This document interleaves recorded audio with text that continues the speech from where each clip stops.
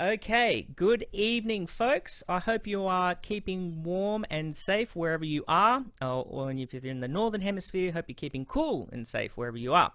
It's a pretty bleak evening here in Sydney with the rain going, but it certainly could be a lot worse. But yeah, anyway, it's a bit wet. Anyway, this evening, thank you very much for joining us for a very special edition of the Sydney Saxophone Network Q&A series. Now, about a month or two ago, I started the series to try and feature some prominent local players who are, very well known on the scene, and have a chat to them and talk to them about their experiences playing and whatnot. But obviously, there comes a time where you feel like you need to branch out beyond Sydney and New South Wales. And this evening, I had asked a very, very good friend of mine to be our guinea pig on this special edition, which is from outside of Sydney and New South Wales. So this evening, I have, where can I begin? This gentleman is a prolific saxophonist. You might recognize his name predominantly as a tenor saxophonist, but also a baritone saxophonist. He was the alto player in the Aurelia Saxophone Quartet. He's the spearhead leader and engineer of the ensemble The Four Baritones, and also formed the Baritone Institute. He's also done many collaborations with esteemed artists across Europe and the Southern Hemisphere. He has also worked with many prominent orchestras, such as the Concertgebouw, the New Zealand Symphony, just to name a few. I could go on and on and on and on, but I won't, because I think we should probably hear from the man himself. So I'd like to give a very warm welcome to our guest this evening, all the way from Melbourne, via the Netherlands, Niels Bijl. Welcome, Niels. Hey, Nathan. How's it going? Yeah, very good, thanks. Now, first of all, just for all of us playing at home, just want to make sure it's correct. It is Niels Bijl, That is perfect. not Niels. Yep. Okay, Really, good. really impressed. Okay, it took me a while to practice that one, but like 8 years. Appreciate it. Now you and I go back a little bit. I believe we first met at one of the saxophone congresses, and I think the first one was Scotland. Well, it's definitely the first one I ever went to. Okay. Yeah, because I've always followed the saxophone congresses, but I wasn't really interested in going to somewhere where it's mostly just saxophonists listening to each other. But then they organized one in St Andrews, and I don't know about you, but once they start organizing it in Scotland, you kind of go, "That's where you need to be." That's it, even if just for Scotland. And I'm really glad I did. So I was thinking about it this afternoon. When did we meet? And it could very well be St Andrews, but I have no idea. I've got a terrible memory. Yeah, it could be. I mean, it was a good time. There was a lot of I was very excited as well. Whiskey was definitely a prominent feature of that congress, so that's probably why it's a bit shady, the old memory. So look, we're just going to start for a nice icebreaker, and I do Yep. this with all the guests. What made you pick the saxophone out of all the instruments out there? What was it that gravitated you towards this particular instrument? Oh man. I started on recorder, and Really? that was just a thing that pretty much all kids in the Netherlands did. That's there. There's a system where once you go to school, there'll be someone with a guitar, and he or she will sing songs and hand out a couple of really cheap plastic recorders, and then you start playing, and then you go to music school.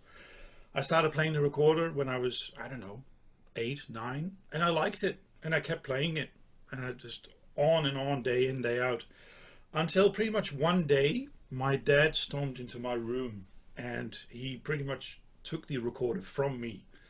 And I've got a really good collaboration with recorder and recorder players, so please don't take this personally, but my dad said it's time to pick an actual instrument.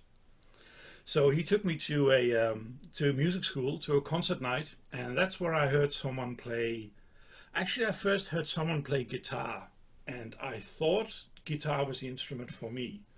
And then I noticed what that person was doing on guitar, like the complete different motion, left and right hand.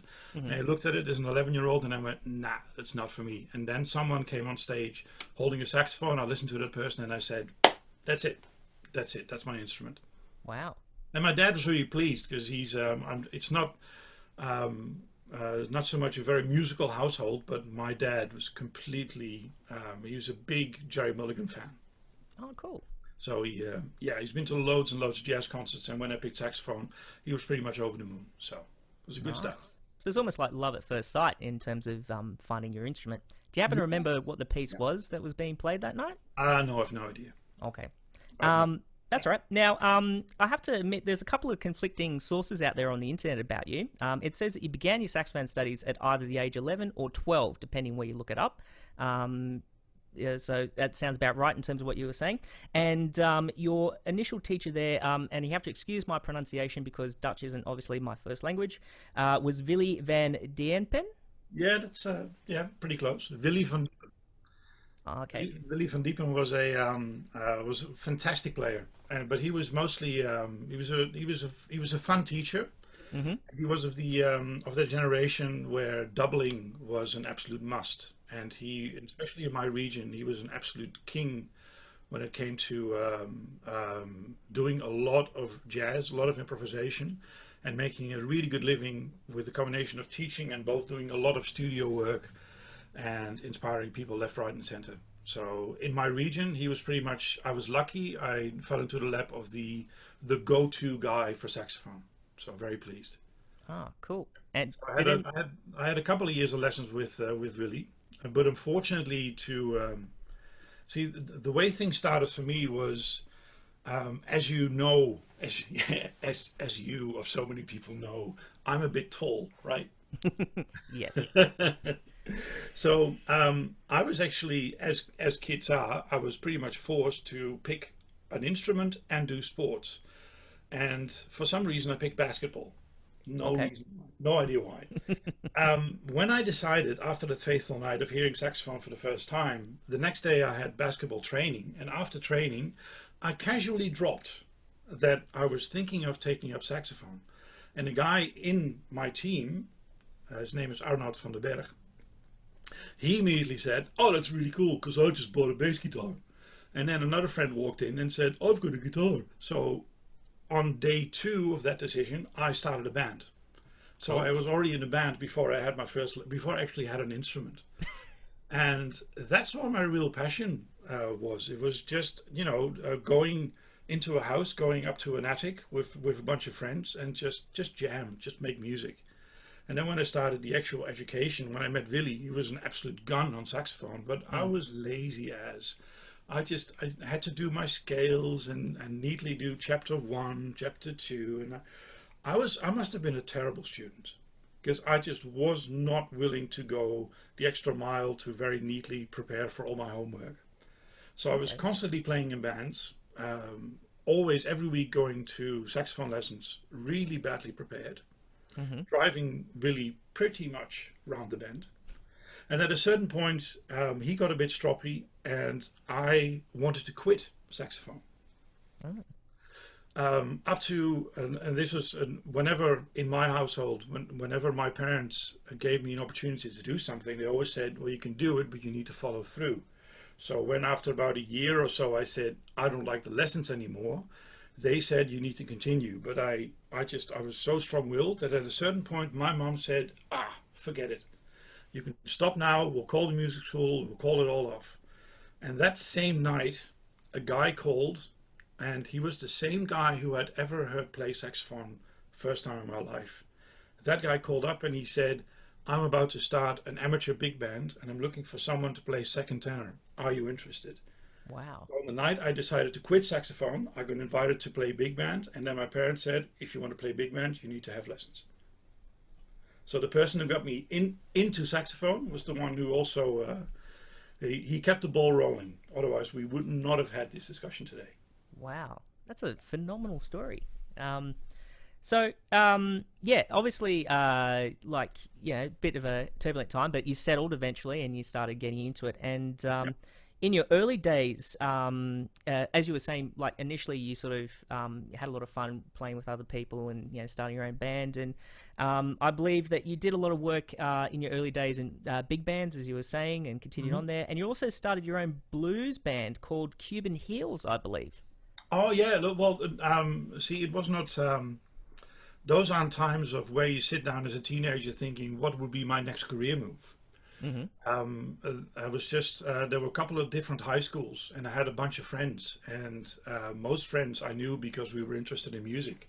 So everybody I hang out with, I had bands with them all the time. I mean, the first band I ever started was when I was 11, and the only thing we did was, what did we play? We played Jimi Hendrix, Hey Joe. Nice. Played, I think it was Food for Thought by UB40, and we played a blues in F, and that was our entire repertoire. But whilst having 3 songs, I think in that year that we played together, the band changed its name about 12 times. Okay. So the friends we had, we just constantly rolled from one band to another. So we had school bands, we had rock bands, and at a certain point, yeah, with the bass player I initially started my first band with, we started a blues band called Cuban Heels, and as far as I know, that band still exists. Wow. And that was really, for me, that was an absolute eye-opener, because I remember being interested in playing saxophone and really wanted to up my game. And then that bass player said, we should start a blues band. And I thought, if you play blues on a saxophone, it's too easy. So I remember walking into that first rehearsal, and he said, okay, you play solo. And I started freaking out completely, like getting as many notes into a chord progression as possible. And I remember him stopping the rehearsal and saying, nah, dude, only minor pentatonic. And I said minor pentatonic, but then I started adding stuff, and he stopped me again. And then he put me on a solid diet of, I think I was only allowed to play solos with 3 out of the 5 notes of a minor pentatonic. So really back down to basics, and I really enjoyed doing that. And I think by the time we were 16, but we had a guitar player who played in the style of Hendrix and Stevie Ray Vaughan. And we had a singer who's been compared to Jim Morrison of The Doors. Wow. And we were 16 years old. So at that point, I was still in high school. I wasn't a very good student at high school either, because I had no time to do my homework. And we even got discovered. There was a band promoter who just retired from promoting famous bands in the Netherlands. But he picked up on my band, the Cuban Heels, and he said, I'm going to promote you for a year. So as a 16-year-old, for an entire year, we did, I don't know, 2-3 gigs each weekend. Wow. It means that we had to rent a van to get to the venue. We had to drive for 2 or 3 hours, but when you're 16, you don't have a license. We actually had to talk family members into driving us, I don't know, way north for 3 hours, and then coming home at 4 in the morning, and then going back to school at 8 in the morning. So when I was 16, I did a full year of hardcore playing in blues bands, going to really shady venues, and really living the life. You know, after when you've done the gig, you walk up to the bar, and whilst the owner's not watching, you try to steal as many beer bottles as you can for the trip back. So, yeah. Wow. Okay. Yeah. No, it sounds like a fantastic experience. It was fun. Yeah. Yeah. It kind of sounds. Yeah. Like it'd be an ideal weekend if we could go out again to see gigs. Now, so you spent a lot of time with the blues band and big bands, as I said before. But what was sort of the thing that made you gravitate towards the classical side of the saxophone? Was there a instigator there? As you can expect, whilst I was doing that, so when you're 16, 17, 18, it's the end of high school, you need to get your ass in gear. I'd already made the conscious decision that whatever I wanted to do, it had to be saxophone. I remember very fondly that what would you call it? You call it a principal, I think, someone who pretty much runs a high school. Yeah, principal. Yeah. Yeah. There was a day, I think it was when I was 17, that the principal he sent me home at halfway through a career orientation day, and he watched me going through in a career orientation day for about half a day, and then he stopped me and he got really angry, and he said, you need to go home now, and this evening you need to come back with your parents, because your behavior is just it's too rude. I can't even look at you. You need to go now. And I didn't know what he was talking about. So that evening I had to take my parents to school. You know, I'm not sure if you are familiar with that concept of being sent home and then having to go back in for a talk with the principal. Oh, But my not what I parents, like to admit. they followed me and they sat down. And I'll never forget the principal. He was a lovely, lovely guy, a bit conservative. Hmm. And he made me sit down and he looked at my parents and he said, your son thinks that career is just a laughing stock. And what we do here is absolutely, it's futile. Because he had a little piece of paper that said career choice number 1, career choice number 2, career choice number 3. And on all 3, I filled in saxophone. And that to him was a slap in the face. If you decide to do music, you'd better have a backup plan. Right. And my parents just looked at him and actually said, I'm not sure what the problem is, because apparently what we see here is a 17-year-old who knows pretty much what he wants to do with his life. So that moment, I looked at my parents and I realized, oh yeah, so if this is what I want, I do need to, I think the English call it, get my ass in gear. I Right? believe it is. Yep. Yeah. And to be honest, classical and contemporary was not on my radar at all. It was mostly, I played in a blues band. Mm-hmm. I thought I could improvise, so I thought I need to go to a jazz conservatorium to really, if I really want this to be my career, I'm going to a jazz conservatorium. But as you may well remember, my lessons with Willy van Diepen, they didn't go all that smoothly. I was still a very lazy student, and he was a professional improviser, and he pretty much looked at me and said, that's not for you, you can't do it. So I thought, in my infinite wisdom, I'll just go to the nearest conservatorium, which was in Enschede, because they just, they got a new guy teaching saxophone there, and it was classical and contemporary saxophone. This guy had just got that job. He just graduated from Amsterdam.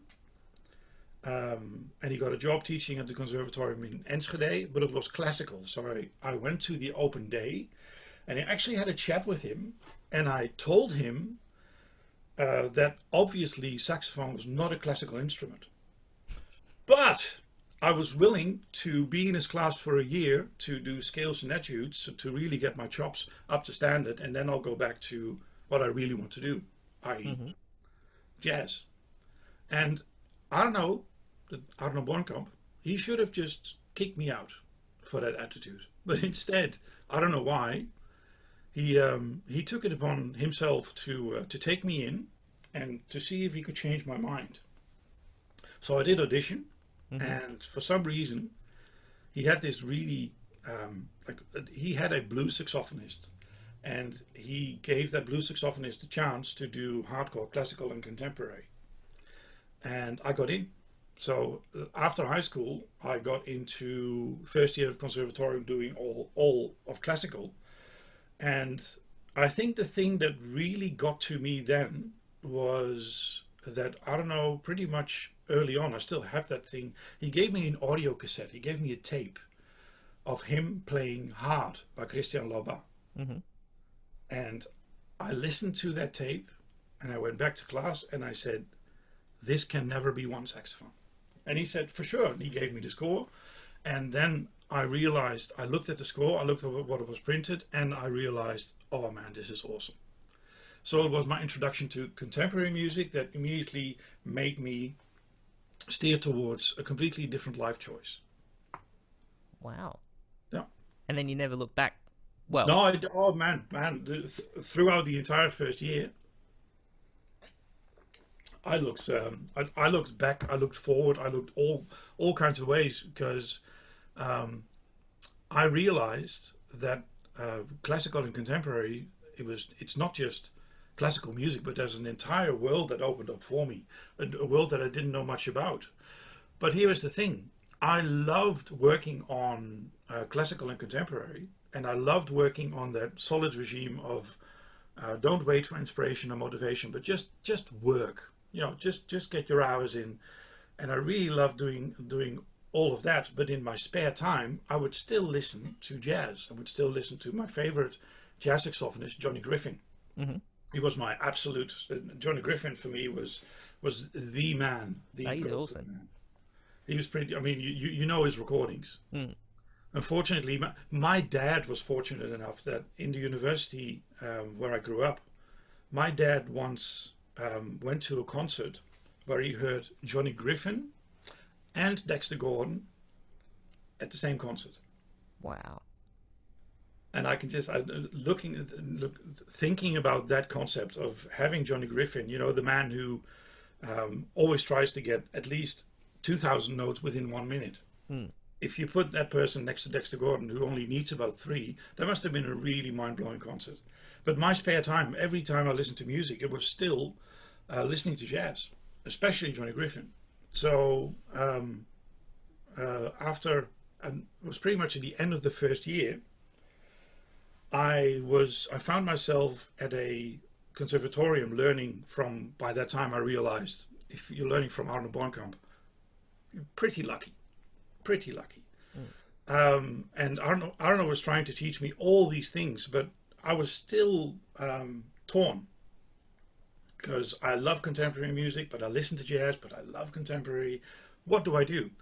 And then one night I got a chance to go and see Johnny Griffin play live in Amsterdam. Wow.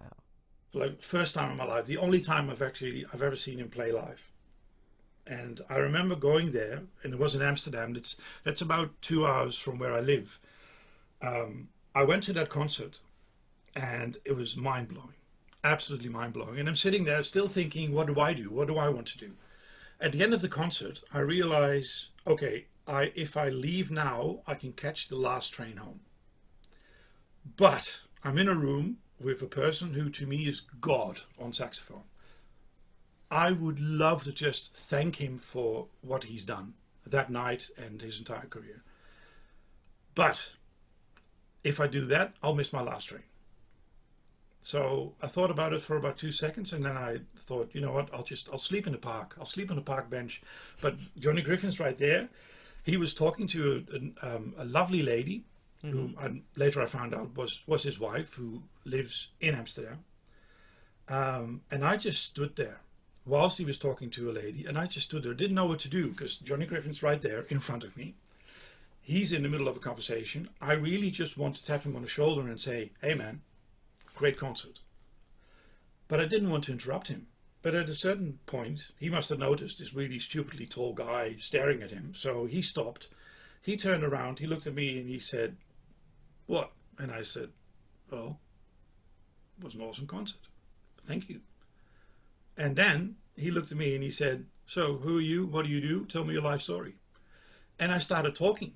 And I started talking about exactly what I just told you. Like, I'm in a bit of a pickle. I love contemporary music. I'm right now learning from the best. There's an entire world opening up to me, but I thought I was going to do jazz, but I'm not so certain anymore. And at that point, we started to have a conversation in which he pretty much immediately said, and this is Johnny Griffin, he looked at me and he said, you know what? I don't like classical music on saxophone. I don't like contemporary music. That's not the sound that I see, I feel, I hear. But if I were your age, if I had to start over again now in this day and age, he said, I'd never choose jazz. I would do classical and contemporary in a heartbeat. Wow. Yeah, that's what I said. I said, like, excuse me?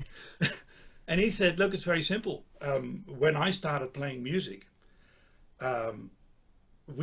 people now call it jazz, but it was just music. It's the music you made with your friends.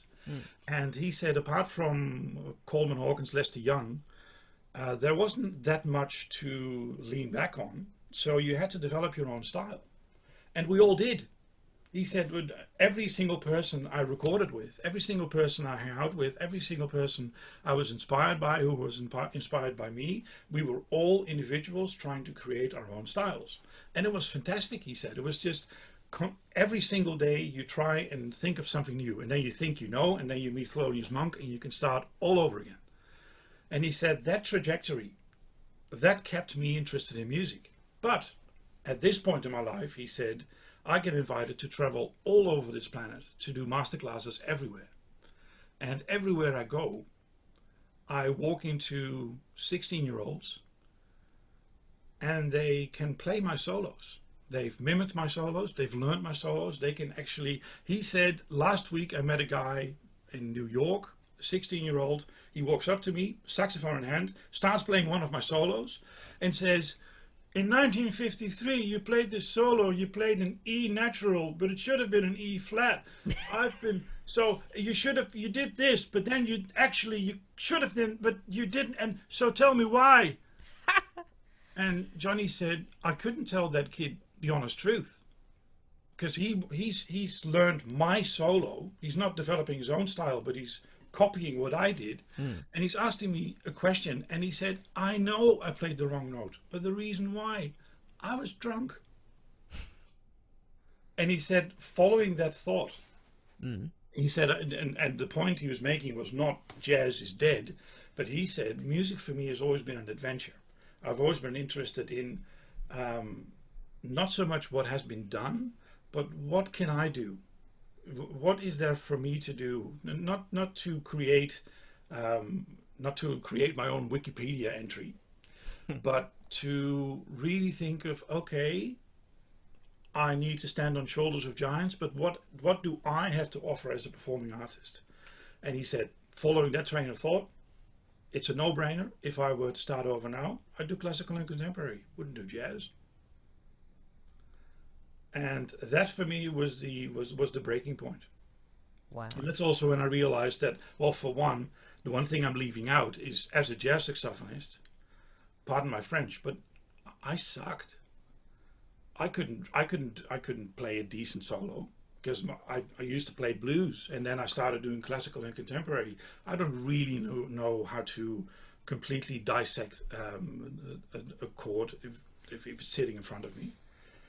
But most importantly, what he said made me realize, in classical music, I love classical music, but the fact that you can now walk up to composers and have music written for you, and then that music will start living a life of its own, that to me, I mean, I'm 48 now, it still inspires me to do more.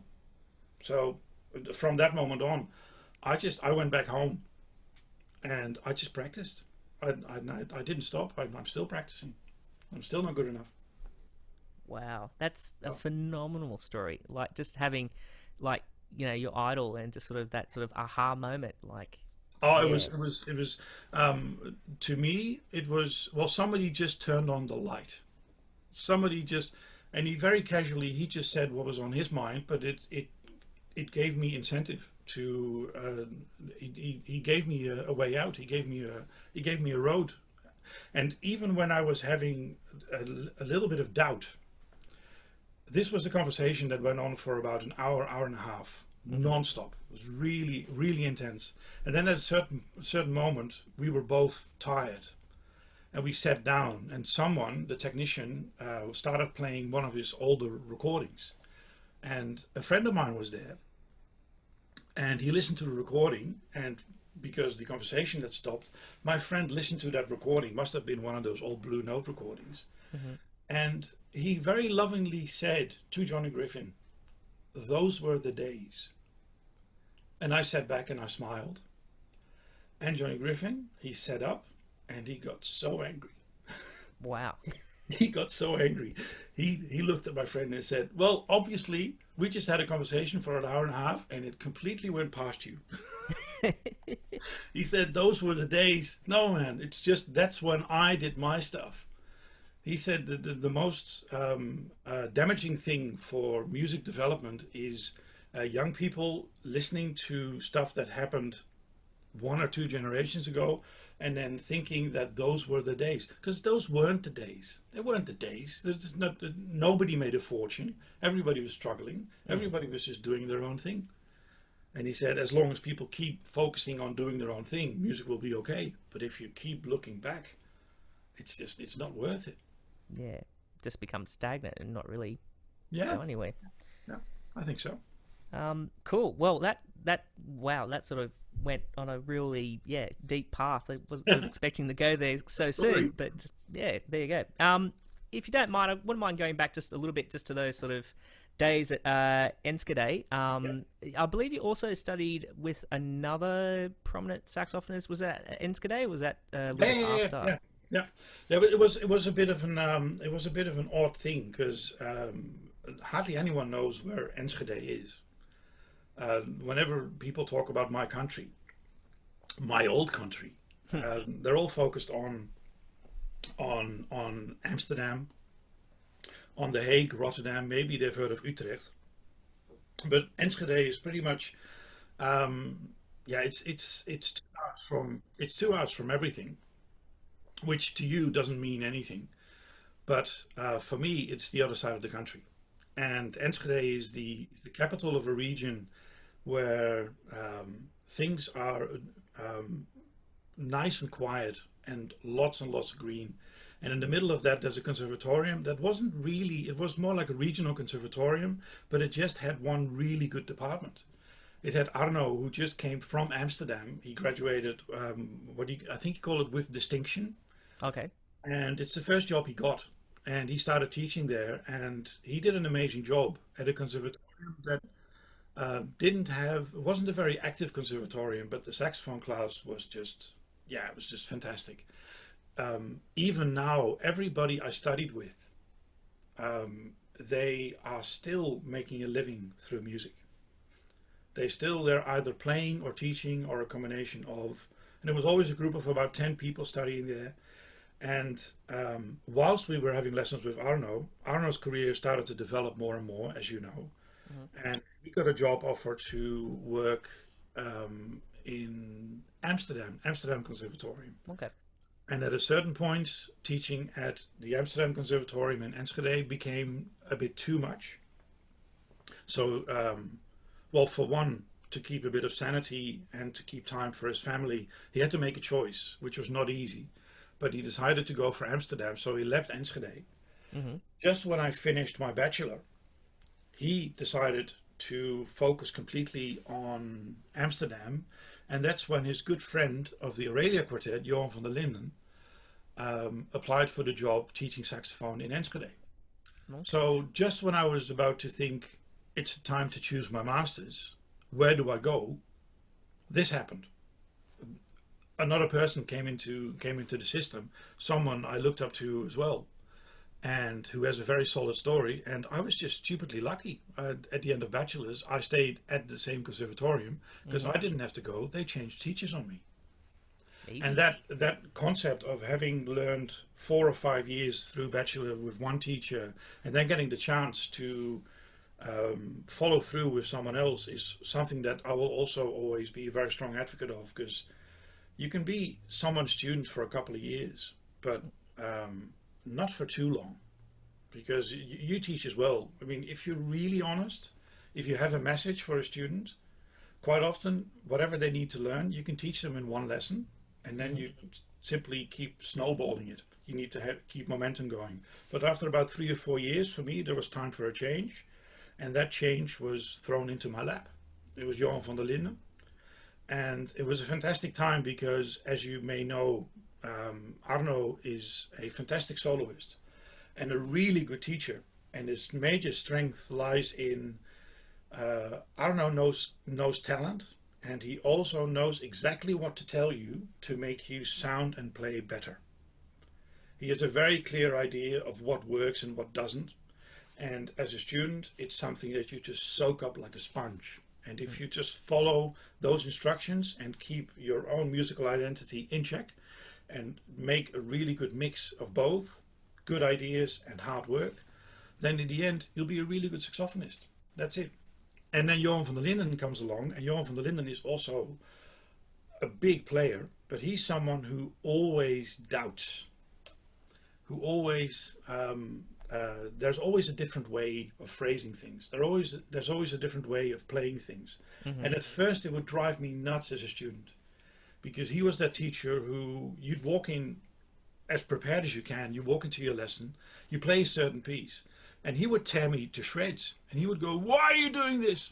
That's not how you do it. You need to play. Focus on that. That's the way. Phrasing, that's what you do." So I go, "Oh, that's okay, wrong. Try again." So then I follow his instructions for an entire week. A week later, we meet up again, and I do exactly what he told me. And then he looks at me and he goes, "Why are you doing that? That's not what you're supposed to do. do this. And that would happen almost constantly. And I'm not even sure if he was aware of it. And at first it would drive me nuts. But then after a while I realized, oh, hang on. There's actually truth in this. There's actually truth in if you decide, for instance, if you decide as a performer, you decide to focus mostly on phrasing as romantically as possible, then the first thing that goes out the window is rhythmical precision and clear articulation. He would pick up on that the next week and go, where's your articulation? And then you would constantly be on the move. And from him, I learned that in music, whatever you need to do is make a decision and stick with it.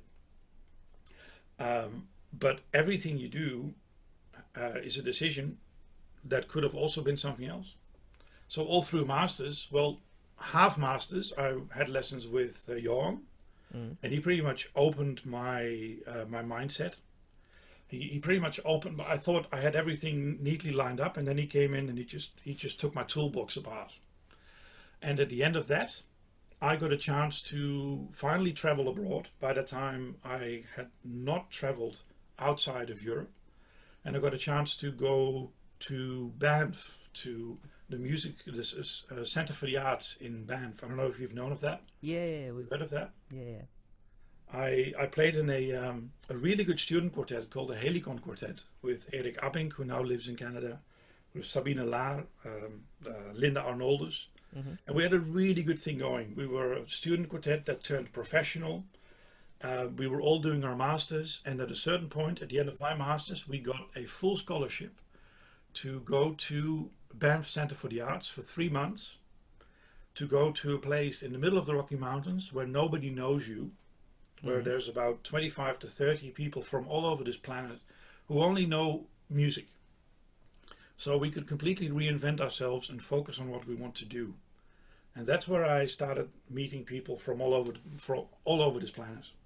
Loads of people from America, Canada, a number of people from Australia as well. And I remember that very important moment for me when I returned. I returned a couple of months before I had to do my master's exam. And I remember sitting in that aeroplane looking down on the Netherlands, that tiny country. And when you fly over the Netherlands, you see it's a complete patchwork of fields. Every single centimeter of the Netherlands has been managed by humans. And I looked at that quilt, that completely organized country.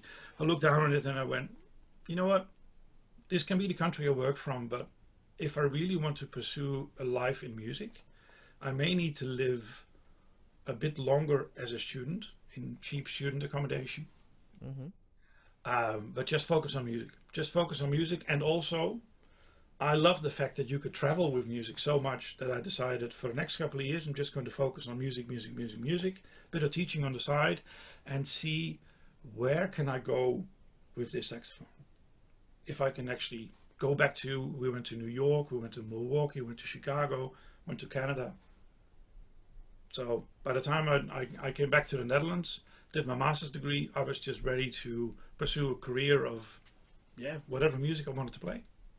Wow, it sounds like just an amazing sort of experience you had there in those sort of crucial years in your development. I'm not sure if it still exists, the Center for the Arts. Banff. I know Emily Granger went there, and I know a couple of musicians who had the opportunity. But have you ever? You've not been there, have you? No, I haven't had the pleasure, unfortunately. But do you know what it is? Not 100% exactly. It's quite a weird place because it's a campus in the middle of a forest built up against a mountain, very close to a tiny village. And the campus itself is actually built by business people, but from the money they make, the extra money they had, they decided to build a concert hall. And that concert hall was surrounded by wood cabins, right? By log cabins, and a hotel, a restaurant, a swimming pool, a sauna, a gym. And if and when you go there as a musician, you'd get your own log cabin. Every week, you'd have teachers flying in from all over the world. There was a concert program you could sign up for. There was a music library that had all printed music that was ever printed, and if they didn't have it, they could have it there within a week. Wow. And you also had a little plastic card that paid for all your food. Unfortunately, not all your drinks. But so pretty much everything you've ever wanted was there. And the person who ran that was a lovely lady Isabel Ralston, and she pretty much said, "We have all this for you, and now it's up to you. What do you want to do?" Wow. And when I was there, I think there was only one. There was an American violinist who read her very badly, because he heard you can do whatever you want to do, so he went skiing for 2 weeks. Missed So opportunity. Yeah, this like he went skiing, and then someone picked up on that, and then he was called back into the office, and then Isabel Ralston very kindly tore him a new one and said, no, we give you a concert hall, you can do concert, you can have lessons, you can just lock yourself up in the log cabin, you can do whatever you want. Just tell us what you need. So if it still exists, if you ever have a chance to go there, go there. It's fantastic. It's heaven. Sounds amazing. Yeah. Right. So I was going to go on just sort of talking a bit, but I might condense it just for time. But Yep. one just sort of final question, just for those early days as a student. I know you've sort of touched a little bit on, some of the experiences you had and some of the sort of, as I said before, the aha moments during those early years. But was there a particular lesson or a moment during those years that has sort of stuck out to you as sort of like a really crucial turning point for you, and has had like a profound effect for you as a musician to this day? As in advice given by someone. Well, it could be advice given, or observing a lesson, or just an experience that has sort of stuck with you and sort of influenced your path. Concerts. Just concerts. Concerts. Yeah, but that's not just concerts. Concerts. I remember as I told you.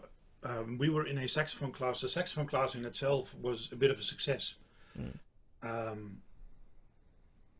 it was a whole developing saxophone scene in the Netherlands, and we lived away from places where things happened.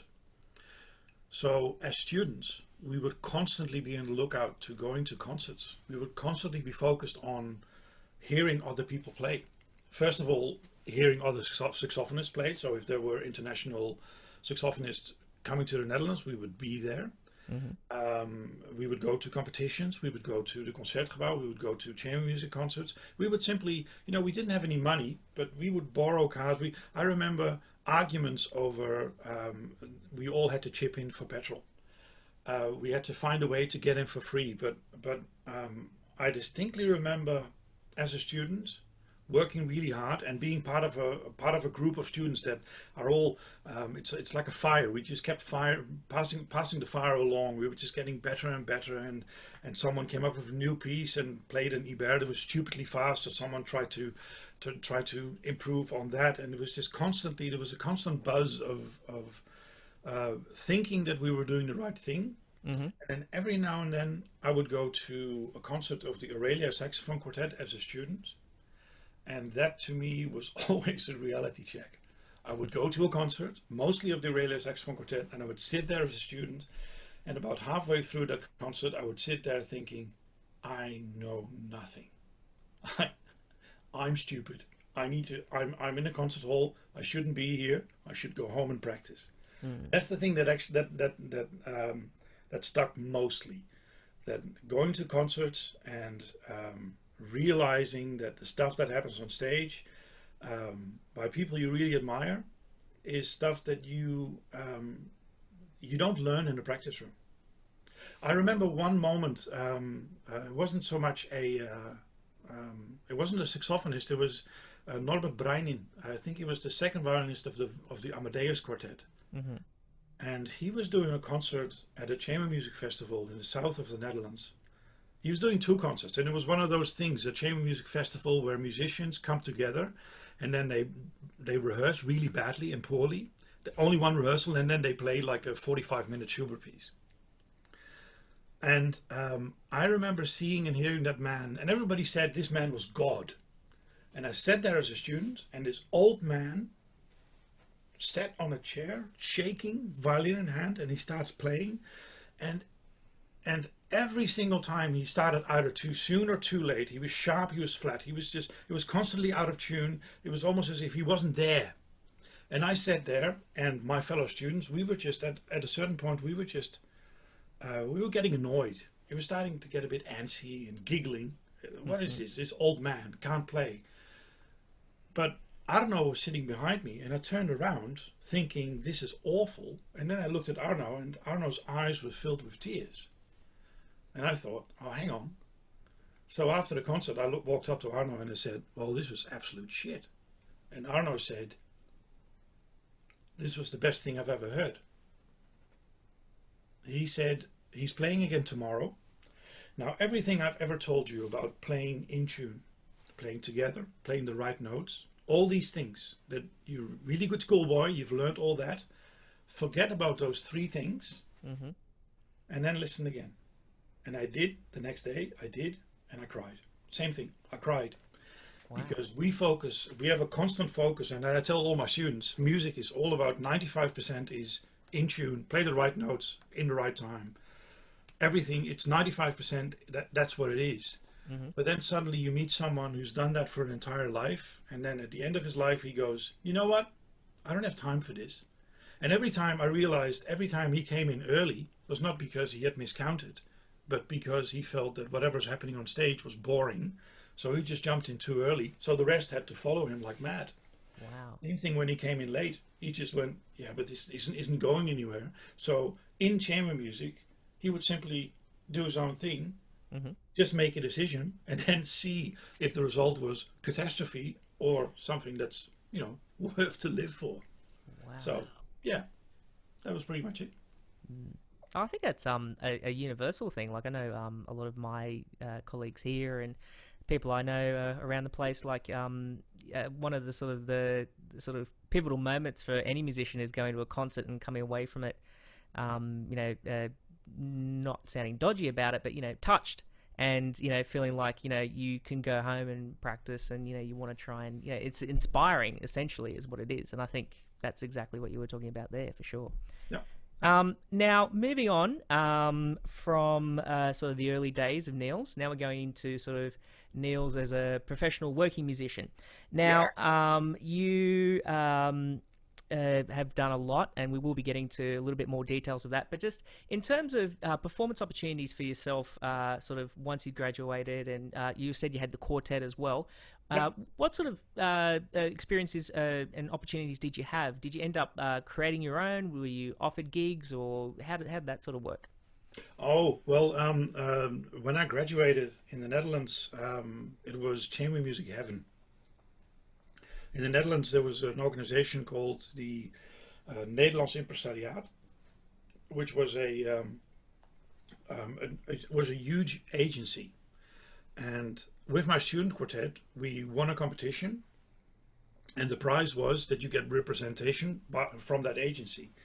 And the way things worked in the Netherlands was everything was so focused on chamber music that if, like, say, for argument's sake, you live somewhere in a small village and there's a concert hall or maybe just a church where you can do chamber music concerts, you could actually you could start your own concert series by calling up that agency, and that agency said, we represent these artists, and this is an enormous portfolio, and if you book your artists through us, we organize subsidy for you.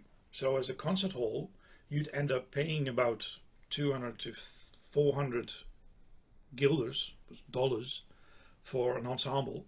But the agency itself would get subsidy for the musicians, so the musicians would make 4 or 5 times as much. So for the entire country, it was chamber music heaven. Everybody who had a room big enough for concert series would start their own concerts. And we were lucky enough as a student ensemble, young professional ensemble, to hitch a ride on that train. So for the first couple of years, we had quite a number of concerts through that agency. We were at that point working the chamber music scene with the Aurelia Saxophone Quartet. Mm-hmm. And because there were so many concerts, there was plenty of room for several saxophone quartets and several string quartets, and it was just a very rich life. And next to that, yeah, you could just organize your own projects and do theater productions and do a bit of teaching on the side. So it was a very rich environment. Yeah. Wow, that's cool. And on top of that as well, you've also had the opportunity to work with orchestras, of course, and many phenomenal orchestras. Just to name a few, as I said earlier, the Concertgebouw, the Anima Eterna Orchestra, Yeah. and the World Orchestra for Peace, and recently the New Zealand Symphony Orchestra. Yeah. Out of being a sort of what we do as a sort of that classical stream of saxophonists, the orchestral gig is one of the pinnacle things that we strive for and aim to do at least once in our lifetime. Really? Well, Okay. at least once, I don't know. Yeah. Yeah, Okay. well, at least for a laugh, who knows? But in terms of for yourself, was there a particular orchestral performance that sort of resonated with you that you did, or something that stands out in your memory as being quite a memorable, enjoyable experience? Yeah. Well, I know the luxury. See, as you know, I come from a stupidly small country. Mm. I mean, my country, you can fit it in Tasmania 4 times. It's that small. It's really stupidly small. But at the same time, there are a number of major cities, and they all have their own conservatorium, and they all had their own symphony orchestras. So the number of professional symphony orchestras, I think when I graduated, there were about, was it 14, 15, 16 maybe? And at that point, I only played tenor. Mm-hmm. And I lived, for Dutch standards, I live quite far from the city where everything happened. You have to see this sentence with all capitals, where everything happened. That's Amsterdam. Mm-hmm. But I decided that I didn't want to live in Amsterdam. I just wanted to live in a quiet, green area and just have my life there, because I very strongly believe you live where you want to live, you work where you want to live. You work where you want to work, you live where you want to live. And I got opportunities to play with orchestras a lot, but that's simply because for one, I play tenor. And there weren't that many people who specialized in tenor saxophone, and every symphony orchestra has to do their boleros at least once a year. True. True. Or their Romeo and Juliet, the Prokofievs. So quite early on, my attitude towards orchestras was, look, I love playing with orchestra. All I want in life is, if an orchestra needs a tenor saxophone player, it would be kind of cool if they call me, and I promise them, if they call me, I will get the job done. I will be there on time, and I'll do my thing, and then, I'll travel. I'll be there for you. I'd love the opportunity. And that really just got me an in to play with orchestras a lot. Okay. Up to a point that pretty much all symphony orchestras, there's always a bit of a short list of people they would call in orchestras. But so I've been very fortunate to play loads and loads of productions. But I think the most important moment for me was that I got to play with orchestras a lot, but never gave it much thought until once I got a call from a man who said he was representing the World Orchestra for Peace, and they were going to do a world tour, and I didn't know this guy, someone from, I think he was based somewhere in Switzerland, and he said, we want you. But I looked at my agenda and I said, that's lovely, but I already have a gig. I've got a quartet gig and I can't do it. But he was very persistent. He said, no, we're doing Romeo and Juliet. We would like you to do it. And I said, yeah, again, I can give you some names, but I can't do it, because there's one rule in music, that is, if you have a gig, you don't book anything else. Yeah, yeah. Golden rule. Just whatever it is, you just go, nah, it doesn't work. Integrity is a big thing, a very big thing. But then the guy said, you don't quite understand. I'm Valery Gergiev's personal assistant. And you just went on tour with the Rotterdam Philharmonic under Valery Gergiev playing Prokofiev. Is this correct? And I said, yeah, that's correct. Yes. So again, could you please join the World Orchestra for Peace? And I said, look, again, thank you, but I've got a gig. And then he said the immortal words, I don't think you understand. I'm here on a mission. No isn't an option. Wow. And that's when I found out that Valery Gergiev, I've never talked to the man, but I did a couple of projects where I was in the orchestra whilst he was conducting. And he doesn't like saxophone, for sure. Okay. And he never looked at me, and he never pointed me out. He never even gave me, at the end of Romeo and Juliet, a conductor would be kind enough to point at saxophonist and go, stand up, let the audience. Yeah, of course. No, he never did it. So at the end of that tour, I thought, you're a bit of a bastard. You don't like me. And then he sent his personal assistant, because the World Orchestra for Peace is his orchestra. Right.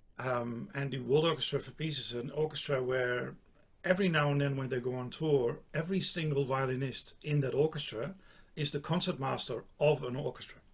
So the concertmaster of Los Angeles, Berlin, Wow. Amsterdam. So they're all, every wind player, every brass player, they are the leaders of sections of symphony orchestras all over the world. And apparently Valery Gergiev gave his personal assistant the job of hunting me down because he didn't know where I lived. So at a certain point they called up the Concertgebouw Orchestra and what do you call a person like the CEO of the orchestra? They called him up in the middle of the night, and he was forced to find out who that saxophonist was who played those notes. And that was one of the moments where I sat back and I thought, okay. Wow. Time to put some money where some mouth is. Yeah. And that idea of playing with such musicians, I'm not saying it was the best orchestra in the world, because in the end it's still, no matter how high the level is, these people still are flown in from all over the world. But having that chance to work at that level made me realize a lot of things. Okay. And one of the things I realized most is that whenever I do orchestra work,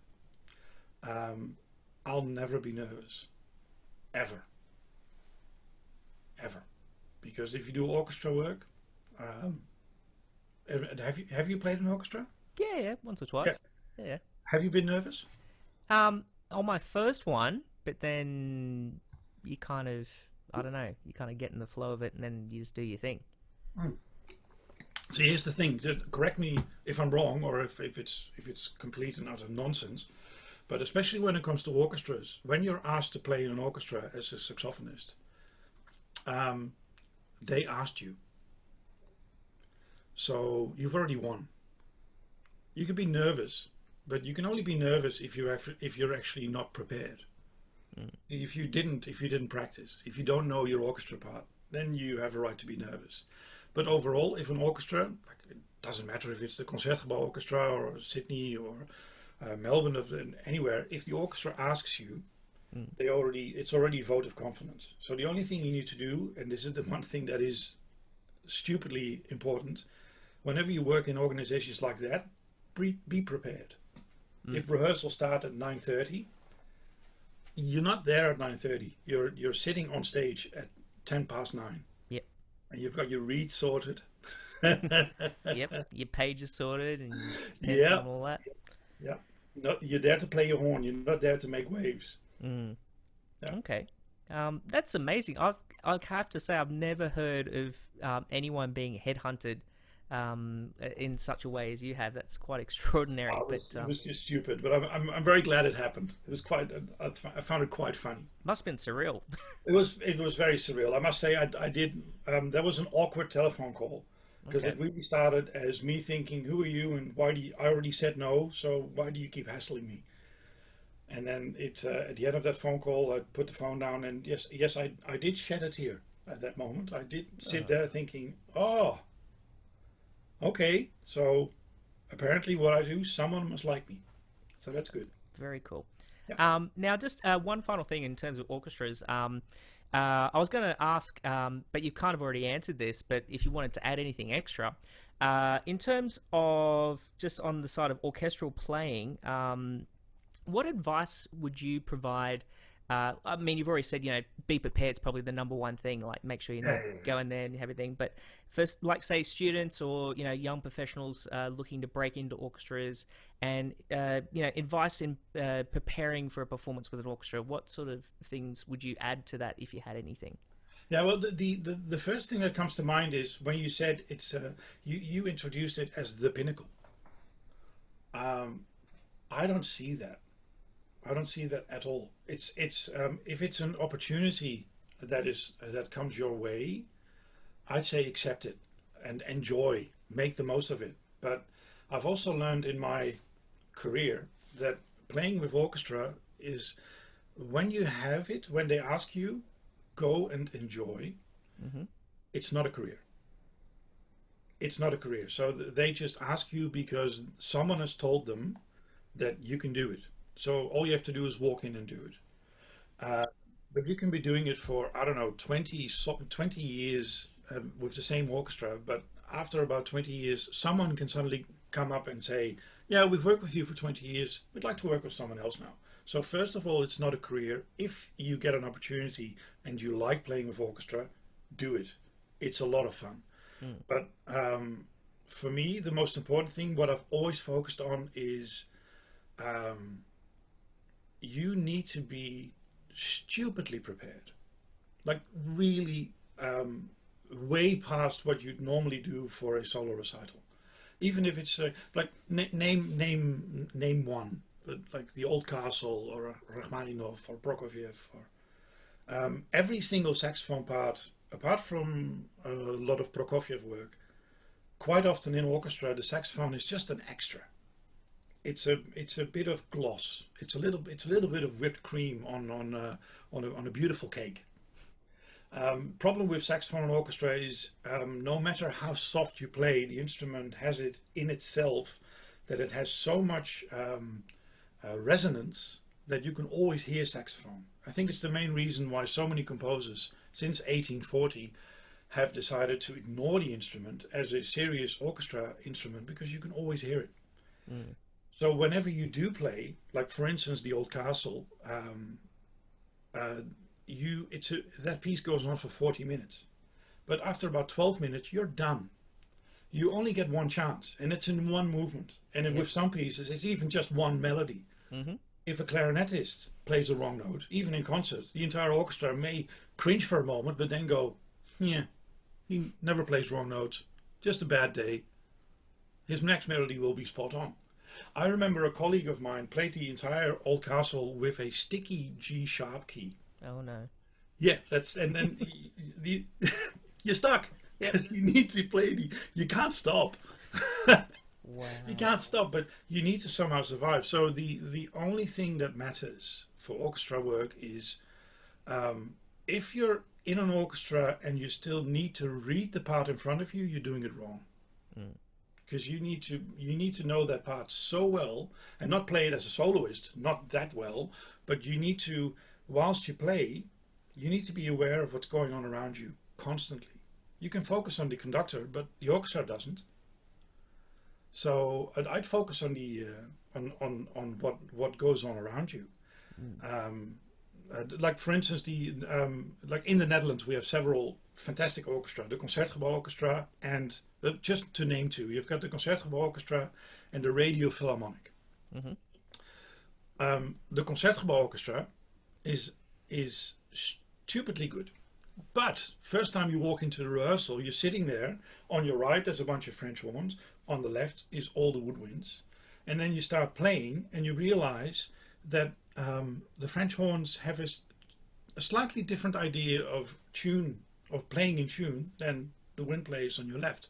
So that's when you realize, this is why I had to prepare, because sometimes your part doubles with brass, sometimes it doubles with wind. And especially the Concertgebouw Orchestra is an orchestra where in the first rehearsal everything shifts, everything just moves around.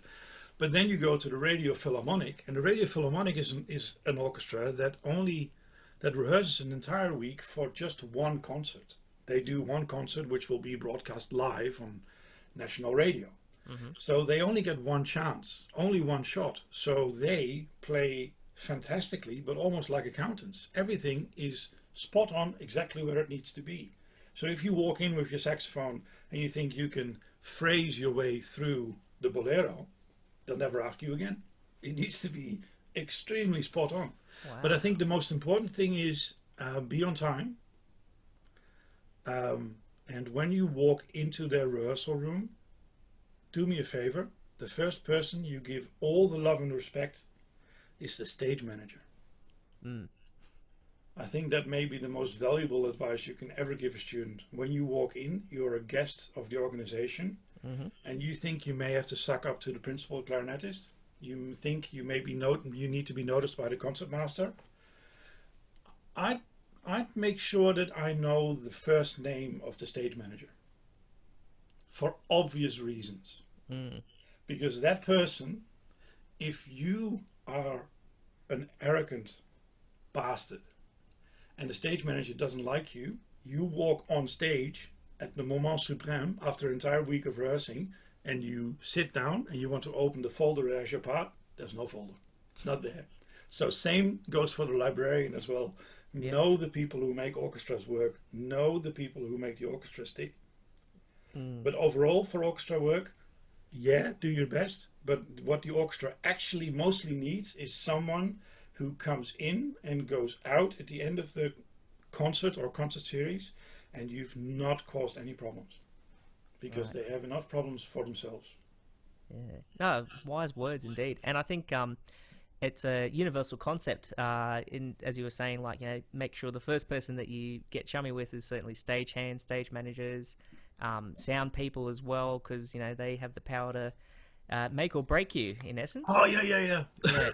I remember this. I have to tell you this. I once, a couple of years ago, the Concertgebouw Orchestra had an anniversary world tour. Okay. And they were completely nuts. They came to Sydney as well.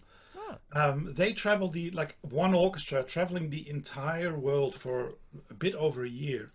And one of the concerts was, and here it is again, Prokofiev, Romeo and Juliet. Who do they call? Me. A concert in a park in Sao Paulo. Okay. To start off a South America tour. And they called me, and the guy who organized it. See, normally if you go on tour with symphony orchestra, buckle up. It's a lot of fun, and you get to stay in the best hotels in the world. They even give you an allowance to spend on beer. I mean food. And if they do an entire program, and there's only one concert with saxophone, usually the saxophone tags along for the entire tour, because it's cheaper for the orchestra to have someone not doing anything for 2 weeks and living like a king in 5-star hotels. But this one time, the Concertgebouw Orchestra said, "Can you do Romeo and Juliet? It's the opening of our South America tour, but unfortunately, we'll fly you in. You'll get one night and a rehearsal and a concert, and then one night in a hotel, and then we fly you back." And I said, sure. And I did. And I had a fantastic adventure in Sao Paulo those 3 days. But the actual concert, only afterwards, the sound engineer, he came up to me and he bought me a beer. And he started laughing. He said, "Yeah, saxophone. Ha, cool. I really wish someone would have told me." So I actually flew all the way to Sao Paulo to do a concert, really big event. "Hey Niels, where are you? I'm playing South America with the best orchestra in the world." I played, and I nailed every single note in Romeo and Juliet, like all the low B flats. Yeah. I nailed it. No one heard it, because the sound engineer had the entire orchestra. It was an outdoor concert. Everything was mic'd, but nobody had told the engineer that there was a saxophone. So. Oh dear. Well, at least you looked nice. That's probably the main thing. Nobody saw me, man. Nobody saw me. Mind you, but very briefly, very quickly. Yep. Just before I left, I realized that in Sao Paulo, there's a man who, João Rocha, who who builds sub contrabass saxophones Okay. under the name Jel Steiner. Oh, that guy. Yeah. Yeah. Like stupid, he doesn't make bass saxophones, he makes contra and sub contrabass saxophones, and he lives and works in Sao Paulo. And I thought, whilst I'm there, I'll see if he's available for a chat. And I went there. I spent an entire day with him, and it's a different story, man. I'll tell you the details one other time. But let me just say, this man, the first thing he did, he built a saxophone so big. He built it in his garage. When the saxophone was finished, he sold it, and then he had to demolish his garage. I'm not kidding. He had to actually tear out the entire wall because the saxophone, they couldn't get it out. They couldn't. And I knew about this saxophone because a guy in the Netherlands ordered one, and it was flown in via Milan. So this instrument's flown from Sao Paulo to Milan and then needed to be on transport to the Netherlands, but it never reached the Netherlands because in Milan they realized there wasn't a truck big enough to carry the saxophone. So wow. Yeah. Oh, that's experience. Well, okay, that's I've seen them, but I guess they're just. I mean, all the big saxophones look big to me, but you just No, these are they even look big in my hands, man. All right, now moving on, onwards and upwards. Now we talked about your orchestral experience, but I believe that one of the sources I found online about you was that one of your pretty much your main passion is chamber music, and we had talked about that in collaborating with other musicians and playing with other musicians. That's something you have from the word go that you've sort of really loved doing. Your work with chamber music is not exclusive to working with other saxophone players. It's with other musicians and instruments. We will come to your experiences with Aurelia and whatnot, but like a recent collaboration you did, I'll just see if I can hold it up there, was a CD Confluence. Yep. With the recorder player. Now you have to pardon my Dutch, Ronald Moelker. Yeah. Moelker? Moelker. Okay. Almost. I'm working on it. They're giving me about 8 to 10 years. Now, can you tell us a little bit about, like, how do you come up with these sort of projects? Like, for instance, the project with Ronald. Like, it says on the internet, you guys, or in the liner notes, sorry, that you guys met in a CD shop. Yeah. And then how did you sort of come up with this idea? Yeah, you were born in '83, right? So you know what a CD shop is. Yeah, the coasters. Yeah, exactly. Yeah. No, it was one of those. It was a moment in my life where I realized, just like you said, does the focus lie on saxophone alone, or is there more out there? And it was just one of those things that killing some time in a CD shop, just going through whatever was available. And whilst I was just having a bit of a browse, a guy walks in and he walks straight up to the counter and he says, "Excuse me, do you sell any any CDs with classical saxophone music?" Random. I must say, I almost jumped on him, but I didn't. I thought that would be a bit too confronting. I don't work here. The owner must know. But the owner looked at him and said, "Classical saxophone? Oh, you mean like Kenny G and stuff? Yeah, just follow me." So I let that play out. And then when that man, apparently his name was Ronald Moelker, was finally left alone in front of like a whole stack of CDs of David Sanborn and whatnot, I walked up and I said, "Excuse me, don't want to sound like a nerd, but I think what you're looking for is what I do."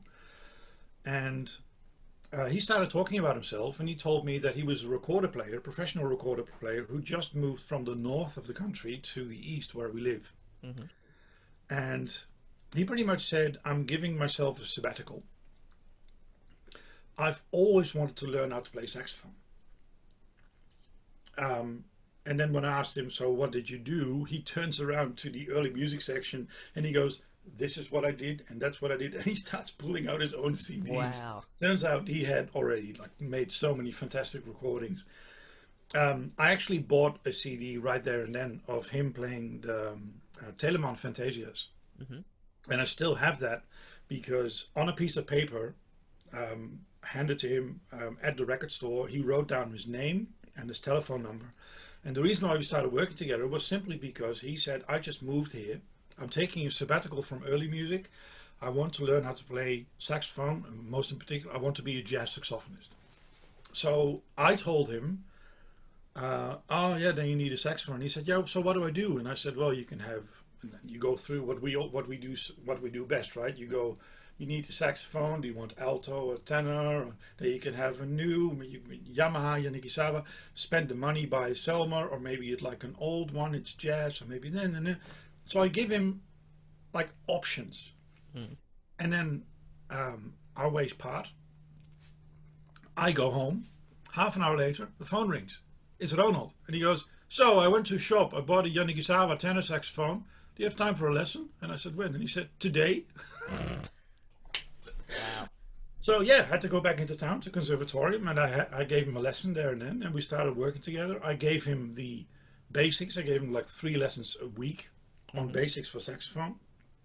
Then he started learning of a jazz guy, and then about a year later, I realized, listening to his recordings of Telemann, this man is a genius. And what really struck me was, we play our beautifully shiny horns, right? The ones I can see in your background. Wow. Saxophones, they look fantastic. Thanks. He plays a piece of wood. Someone had made a piece of wood, drilled a couple of holes in it, and then you listen to Ronald play, and he speaks from the heart. He tells an entire story on something that we look at our instruments and go, yeah, it's like complicated. And we're pretty proud of how it's built. And he takes something so simple and he makes it sound so beautiful. I mean, the recording he gave me of his Telemann Fantasies, I still have it here, and I've been practicing Telemann Fantasies ever since. I still can't do it the way he does it. It's pretty unbelievable. So I realized at a certain point, oh my God, if I really want to know more about performance, he should not be my saxophone student. I need to be his music student. So I called him up and I said, can we please not start a professional duo, but can we please play together? Because talking is nice, but you need to play. And he giggled and he said, well, saxophone and recorder, that doesn't mix. That doesn't work. And we took it from there. And we have old recordings of him playing very loud soprano recorders, and me playing a Boucher true tone with a tiny mouthpiece, so making it sound as small as possible. Luckily, we also had help from one of the world's best recorder builders. Her name is Aurelia Saxophone, and she's a dear friend of ours. She lived like 2 blocks away. And she saw us struggling, and she pretty much started inventing new recorders with a more open sound, and we jumped onto that train. So throughout 2 decades, we constantly had both what we can do as saxophonists to see if we can change our sound a bit, and he had a professional recorder builder, who was also experimenting. Like, I've got this piece of wood right here, right? Yeah, I heard you play it beforehand. Like, this thing right here, it's a gimmick. These are recorder bits that when I went to see Adriana, these, where I found these bits? I found these bits in a wicker basket. There were about 100 of them next to her fireplace. Right. Yeah. So I sat there and I put these 3 pieces together and I said, hey, it fits. And Adriana said, oh, that's nice. Now throw them in the fire. And I said, are you kidding? And she said, no, they're just experiments. But you can keep it if you want. But this is actually what I have here is the entire CD. The CD, what we use mostly is called an eagle recorder, and this is one of the steps to get to that instrument. Okay, so it's like a proto eagle. It's it's like one of many, because Adriana simply, this is a luxury we don't know as saxophonists. She would simply go into the studio with a block of wood and go, how about if I just drill these holes and make them a bit bigger? And from that concept, she built a whole series of instruments that are now so good. She's built a recorder called the Eagle recorder that you can actually, as a recorder player, you can stand in front of a symphony orchestra. Wow, and still be heard. They still be heard, yeah. Jeez. Yeah, well, yeah, that's the point, right? Well, yeah.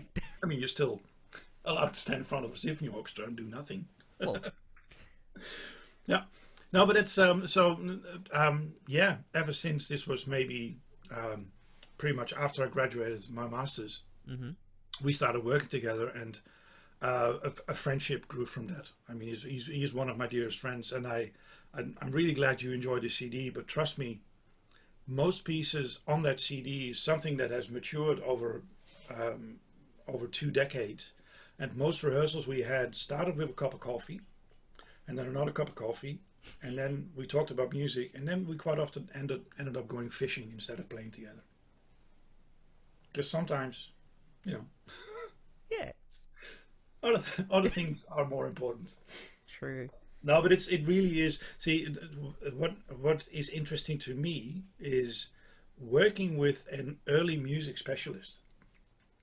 I walk in as a saxophone professional, but my trade, my craftsmanship lies in Tableau de Provence, lies in Creston, lies in Glazunov. That's my foundation. And if you take that attitude and you start playing Bach, someone who's devoted to early music and Baroque, they don't even understand what you're doing. It's a completely different language. And having that opportunity to actually work with someone who would laugh at my face if I were to pour a Tableau de Provence sauce over something that was written around 1400, yeah, he'd tell me. He'd set me straight. So I've learned a lot, and I really enjoyed it. Wow. That sort of brings me on to this next question. It's just imagine like a lot of instruments, like for instance, the boys in the Nexus. Hi, boys. I'm sure you're there. We collaborate a lot of different types of musicians as well. We have worked with singers, and we do tango stuff, and we've worked with clarinets and stuff. And it's always been a bit of an eye-opening experience for us because we kind of, as you were saying, we can't sort of necessarily go in there and treat the music how we necessarily would if we were to play a Bozza quartet or Desenclair. We kind of have to adapt a little bit more and listen, and we learn a lot from those experiences. And I guess with this next question, I was going to ask you, like, in terms of, as you said, your experiences with the recorder saxophone duet project, you kind of had to, it made you think a little bit more about what you were doing and change things. Is that a similar thing that you had with your other projects, like the project with strings and harp? Is that essentially making you a better musician by learning these different trades and things? Well, it may also just be a personality trait. I tend to get bored quite easily, and there are certain things about saxophone playing that and Ronald taught me a very valuable lesson. I was always quite modest about what I've achieved as a saxophonist, what I can do as a performing artist. I would always, I don't like to beat my own drum. I would never say that I'm really good at something. Just let me do it. I know how to do it. It's just, it's not me. If I can do something, I want to see how I can develop in other ways. But Ronald was also the first one to, at a certain point, stop me and say, dude, you are a really good saxophonist. And it sounds it sounds quite odd if I say this, but he made me look in the mirror and say, I'm a really good saxophonist. I can do that thing, that classical and contemporary saxophone playing. I can do that really well. Don't call me if you need a plumber. Just don't, if your house needs to be painted, if I don't know, if your dog needs surgery, just don't call me. Well, I might call you if I need something off the top shelf, but apart from that, yeah. Yeah, but that goes for pretty much everyone else you know. They can all help you out, dude. Just wear heels, solve Thanks. it. But Ronald made me realize if you've done an entire bachelor and masters on one particular instrument in that stupid little niche thing that we do, right? Classical saxophone, classical and contemporary, which still is. Like, people go, yeah, but do you play jazz? No, man. It's our world is so small, but you and I, we're really, really good at what we do. We are good classical and contemporary saxophonists. If you know that of yourself, then my question is always, now what? Now what do you do? Because in the end, saxophone is just, saxophone is just saxophone. And I realized this when I was in the Aurelia and I played on a solid silver Yonikisawa, and people around me, this is when solid silver was unheard of. And people came up to me going, oh, solid silver. And for a while I thought, yeah, man, this is fantastic. This is what you need. This is fantastic. But then after a while you realize it's just a saxophone. We're really good at what we do on that instrument. But now have the nerve and have the confidence and also be inspired to work with something else, to play with harp, to play with recorder, I've had a duo with an accordionist for 20 years. Do it, because at a certain point we've listened to all the advice that Arnold Moelker and Claude de Langle and Vincent David can give us. We develop our own styles and have a lesson with a cellist, have a lesson with a violinist, because they don't know the instrument. Take the instrument out of that tiny little world and take it out and do something else. Go into theater, do theater productions. That's when it starts to get interesting. See, when I did a theater production and the director halfway through said, now I want you to pick up a tenor saxophone and play a melody in the lowest possible register, but so soft that the actor can whisper. Oh, and we're not using microphones. Okay. Your initial approach would be, yeah, but you can't pick up a tenor saxophone and play super soft. Yeah, just always think outside the box. You need to find a way to just do it. And that's what I think. It's all still in line with what Johnny Griffin told me that night. Is it's far more interesting to do something completely new if that interests you. So don't start new as a gimmick, but start new as, hey, now what can we do? Like, for instance, working a saxophone quartet's nice, but saxophone quartet with choir. Yeah. I had a chance to play Amao Omi, a Cancelli piece, a couple of years ago. And I got an opportunity to form my own quartet, to make it a project, to just do it once with a choir. And then that one performance with choir led to, I think the tally is now 6 or 7 new projects with different choirs. And I think about 20 new commissions and arrangements for saxophone quartet and choir. And once I'm on that roll, I think, oh yeah, yeah, you're onto something. Yeah, but it's, see, I do always have, I'm always monitoring the situation. Am I doing it for entertainment value, or am I really, from an arts perspective, interested in what I'm doing now? And I always lean for the arts. I mean, I like making money. Money is not bad. It's a good thing. And when I walk on stage and I organize a project, I make sure that all my fellow musicians get paid, because, yeah, we do need money. But it's about, just do something new, I think. No, it's cool. It's, yeah, very, very, yeah. Yes, I can't argue with that. It's, yeah. Now, going onwards, I think it's time we talk a bit more about working with saxophones. And I know we had a few sort of questions before we came in here about your experiences, in particular working with a notable saxophone quartet, the Aurelia Quartet. Yeah. Could you tell us a little bit how you obviously, studying with Arno and Johan and sort of, being in the mix in that clique. Can you tell us how you actually got involved in the quartet itself? It's very simple. It was a job interview.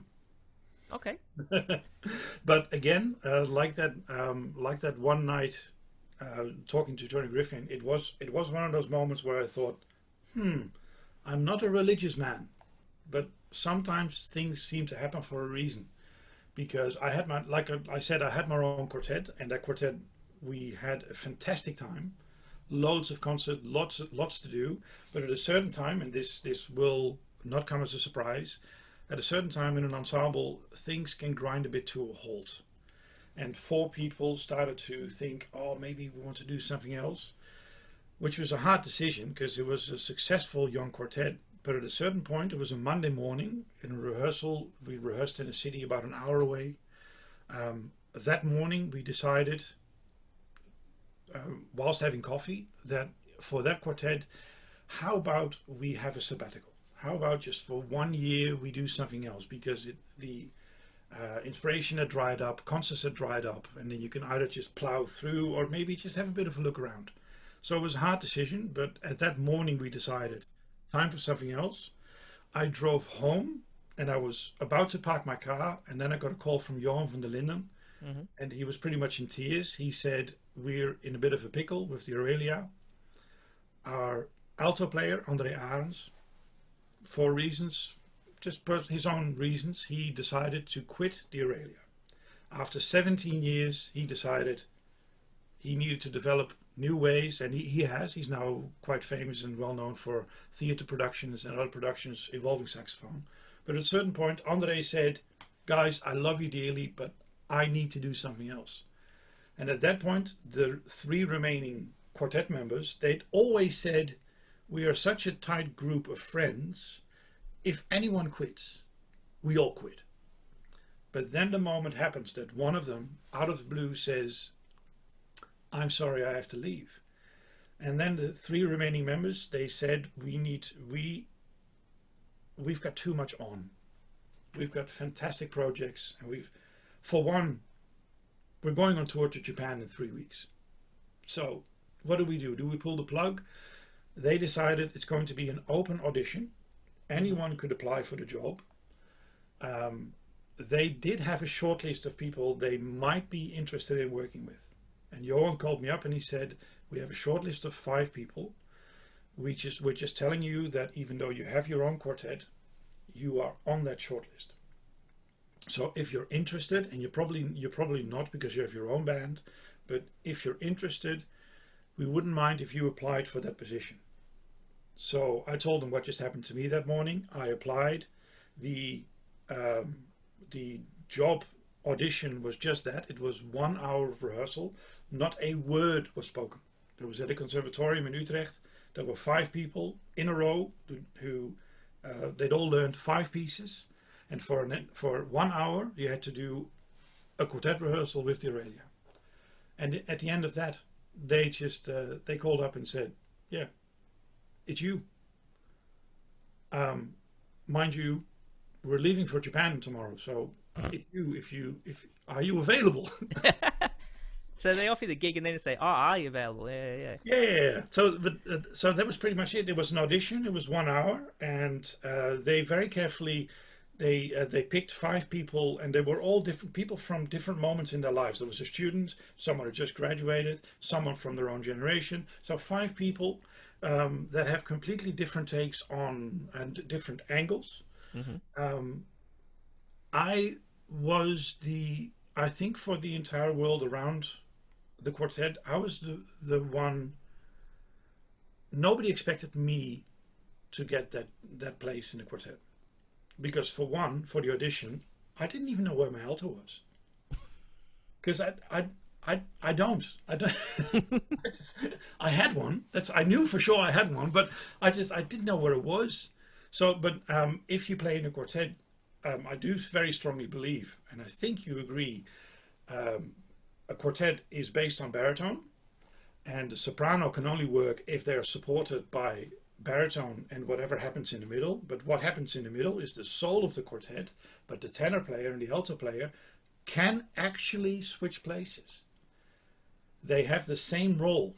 Tenor leans more towards baritone, and the alto better be the person to always carry the soprano player around on a golden tray. But that position you can exchange. So I had that experience of playing tenor. I could play the alto in that quartet. I must say the only thing that did hurt me a bit was that when I got that position, I was glad that we immediately had to go on tour, and that I jumped on an insanely fast moving train. It was absolutely nuts. I did get a bit of grief for the fact that they picked me. There were quite a number of people I studied with. Well, let me just put it this way.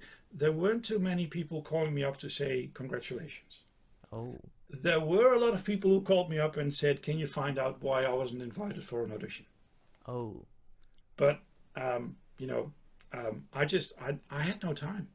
I had no time. I remember on my way to the airport, I knew the tour in Japan had at least a concert with all kinds of Piazzolla tango pieces, which Aurelia normally played from memory. But most important reason was they didn't have all parts anymore. So I was actually practicing Piazzolla, memorizing it without having a part, whilst on the train to the airport. There was no time. There was absolutely no time to think about what was going on. I was suddenly part of the group that I'd admired most. And the only thing I told to my fellow quartet members at that point is there's only one downside. And that is I can't go to an Aurelia concert anymore to sit in the audience. I now have to bring it all myself. But the deal was, and this was I really appreciated that deal. They did say you're in for 1 year. They said, we're going to have you on alto, but for that year, you'd better run. You'd better work. And then after that year, we all meet up again at the same spot. And we're going for a drink. And then everybody in that group has the reason to say yes or no. And that's something I really appreciated. That they said a quartet is such a tight-knit group. You can't just take someone out and then expect it to still work, especially with that group that had been together for 17 years through thick and thin. They said, it can't work, but we're willing to give you a chance.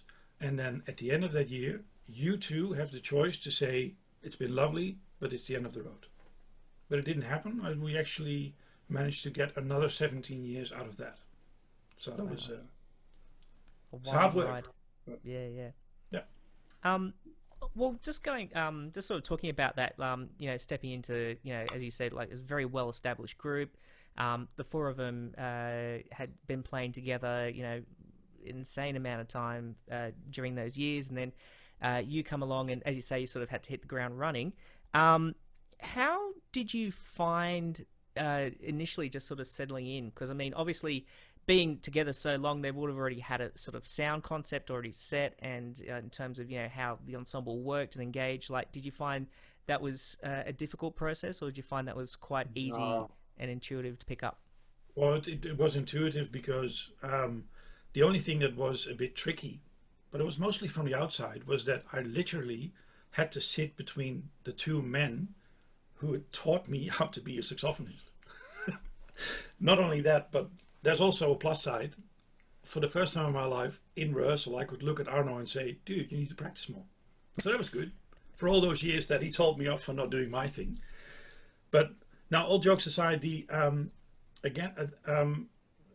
had a ton of concerts. There was no time to have a talk, to lie on a sofa and go, so how do you feel? Now, as a student, I went to pretty much all their concerts. Every concert I could go to, I was there. The way they play, it was in my blood. And the two people who made me, drill me into the craftsman saxophonist I am now, they were there. So it's not as if I had to learn a different language. I just had to learn a ton of notes, because they were on a flow. For instance, the thing that really made them big was they were the first quartet ever to make a serious arrangement of the Ravel and Debussy string quartets. That's the only thing I was a bit nervous for the first rehearsal, walk in and play the alto part of, I think it was the Debussy. It was the Debussy. I had to play the Debussy arrangement at the end of the summer at the Chamber Music Festival, whilst all through summer I was on tour with the Four Baritones. So I learned my alto part on baritone. Every morning, whilst my three baritone colleagues were sleeping off whatever they drank too much of the night before, I got up at 7 and I practiced all my alto notes on the baritone, and then having to jump in that rehearsal. I expected the music they really cared about to be set in stone so much that only had to hit the ground running, jump on a moving train. But the reason why they were so good was they could rehearse on 10 bars for an hour and a half. and never be pleased. And our rehearsals, we did every single rehearsal we had. It started with a cup of coffee. That always goes on for about, well, too long. But then once you start playing, it always was non-stop playing for 4 hours minimum. Jeez. Non-stop. This included the concerts. Whenever there was a concert, we always felt as a quartet, we've not prepared enough. I mean, you know, because I've also worked so many projects with Jay, who is absolutely fantastic. But Jay is so adamant about doing exactly what he wants that if you get to rehearse things with Jay 2 or 3 times, that's enough.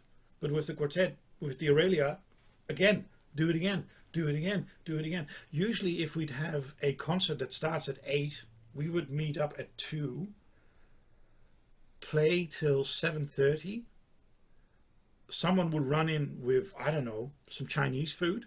We would shove it down our throats and then go on stage and just play. So 6-hour rehearsal, and then there's one occasion where actually I had to play Louis Andriessen, Facing Death. Have you ever played Facing Death? I haven't played it. Do you know Facing Death? Not that well, unfortunately. Louis Andriessen wrote a piece for string quartet.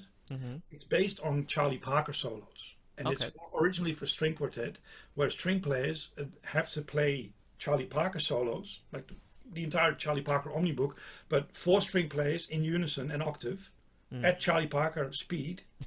And then the piece slowly converts into the style of Louis Andriessen.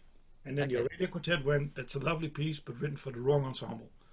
So they forced Louis Andriessen to make a version for saxophone quartet. So it's 4 saxes playing Charlie Parker stuff at speed for, it's half an hour, no time to breathe. And after that, I think we played, was it Curtis? That was a concert I actually passed out on stage. Really?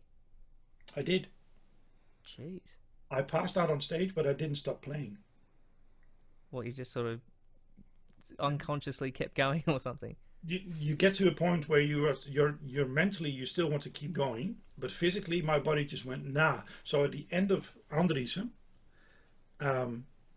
we had to get up to take a bow.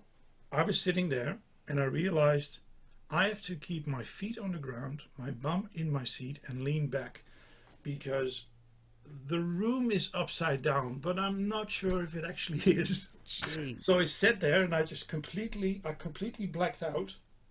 But I managed to simply keep my focus, like, okay, I need to be here, put the music in front of me, and we dove into chorus. And only after about a minute and a half, I regained the focus.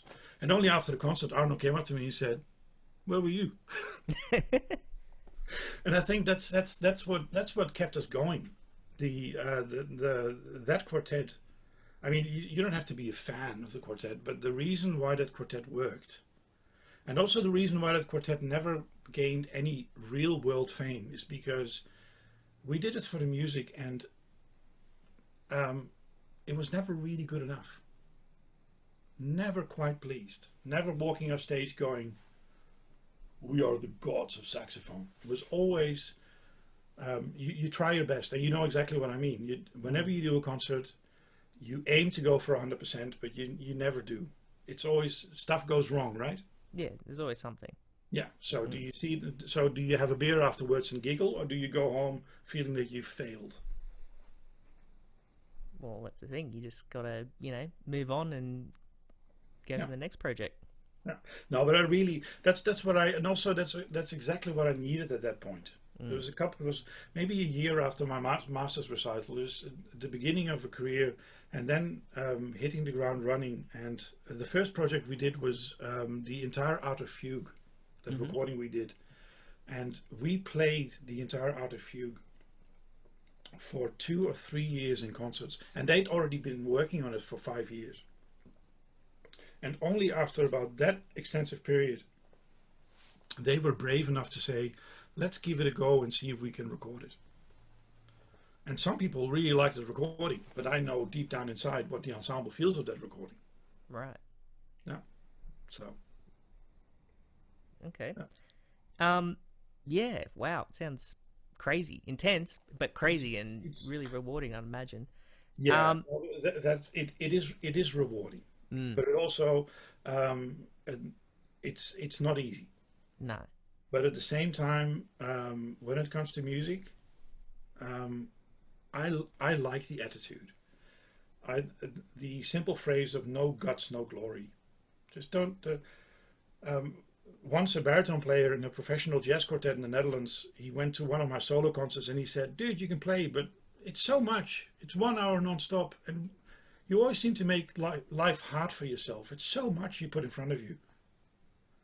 And he said he felt that that was a bad thing, and I thought I thought he meant it as a compliment because I love the challenge. Yeah. Yeah.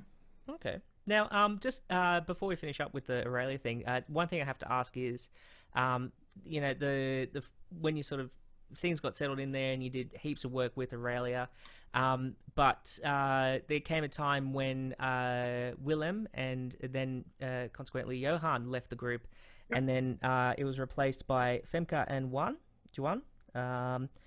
How Juan did? Manuel Dominguez. Sorry. Juan Manuel Dominguez. Yes. Met him. He's a lovely, lovely bloke.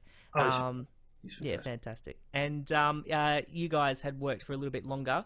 But how did that sort of, in terms of the group itself, how did that the dynamic change, the artistic direction? Was it still the same group, or was it something different? Did each person bring their own thing and became like a rebooted sort of ensemble, completely different group? It was a completely different thing from when I joined. Mm-hmm. Johan was the first to quit, and I think is it called with a heavy heart? It was a difficult decision, but I think mostly because of what I just told you about what made the quartet work. We had a certain standard of what we felt.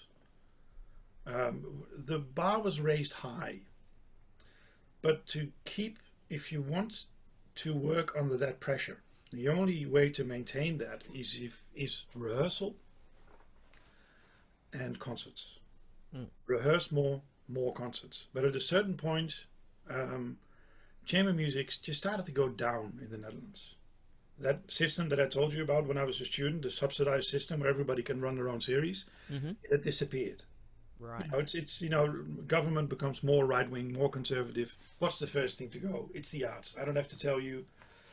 It's drama. So at a certain point, chamber music was not taken for granted, and we went from 40, 50 concerts a year to 20, to 15, and then you start doubting yourself. Then you think, yeah, but when do you reach that breaking point? Because if it's 8 concerts, the standard you want to bring on stage is still extremely high. You raise your own bar. But if there's only 8 concerts a year, for one, financially, secondly, socially, you can't explain to your family why you're rehearsing 3 times a week if you have 7 concerts a year. So number of rehearsals go down. The concerts were still of a certain quality, but not to us, because we knew if you rehearse less, you can still have that source and the energy of a good performing group, but it eats away at you. So at a certain point, and oddly enough, after a project where we did an entire project with Branford Marsalis, Johan said, "I think this is maybe a good time for me to quit." Johan quit. We stop. Don't say anything. Willem, right after, said, "If Johan quits, it's the end of the line for me as well." For the simple reason, if Johan quits after 30 years, I would have to learn to play with someone else on soprano, and I've got too much stuff going. You know, Willem is not just a pretty awesome player, but very successful and busy as a composer. Yeah. And he said, "You know what? Pain in my heart, but maybe this is time for me to walk away as well." And at that point, I just leaned back. I'd been in that group for about 14 years, but I sat back. I was very careful to not say anything, because at that point it was only Arno who was left, and of the original group. And I just waited for Arno to call me. And then after a while, Arno gave me a call, and he was very short. He was very brief. He simply said, "I'm not done." And when he said that, I realized, yeah, I know exactly what you mean. We're not done, but when I joined, I jumped on a moving train. Mm-hmm. But now, since chamber music is pretty much dead on its ass, we'd have to start over. And if we're going to start over, we're actually going to start from scratch. We don't care what people think of that, but we're actually going to start over. Very briefly, we even switched instruments. Mm-hmm. I said, Arno, if we really want to give 2 new members a fighting chance, and we don't immediately get into our old habits of how we play certain music, we should change positions. We did that for a couple of weeks, but I think it was a bit too much for Arno, because he unfortunately, there's only one person in the Netherlands who loves playing tenor more than I do, and that's him. Mm. And for him, tenor playing is related to playing in quartet. So we changed it back. He went back on tenor. I stayed on alto. We chose Femke as an obvious candidate, and Juan Manuel came immediate second, for the simple reason that I went and did a bit of research, and about 10 years earlier I found an email from a young student in Argentina. And he sent an email to our website, and the email pretty much was, "Hello, my name is Juan Manuel. I love the Aurelia. How do I become as good as you?" And I steered him through international channels to study with Arno. Mm-hmm. And the day after he graduated, Arno had a cup of coffee with him and said, "Hey, Juan, remember your wish? You want a job?" So he was over the moon. So we simply followed suit. We started a new quartet. We started playing new music, new arrangement, new commissions. And we did that for a couple of years. But in the end,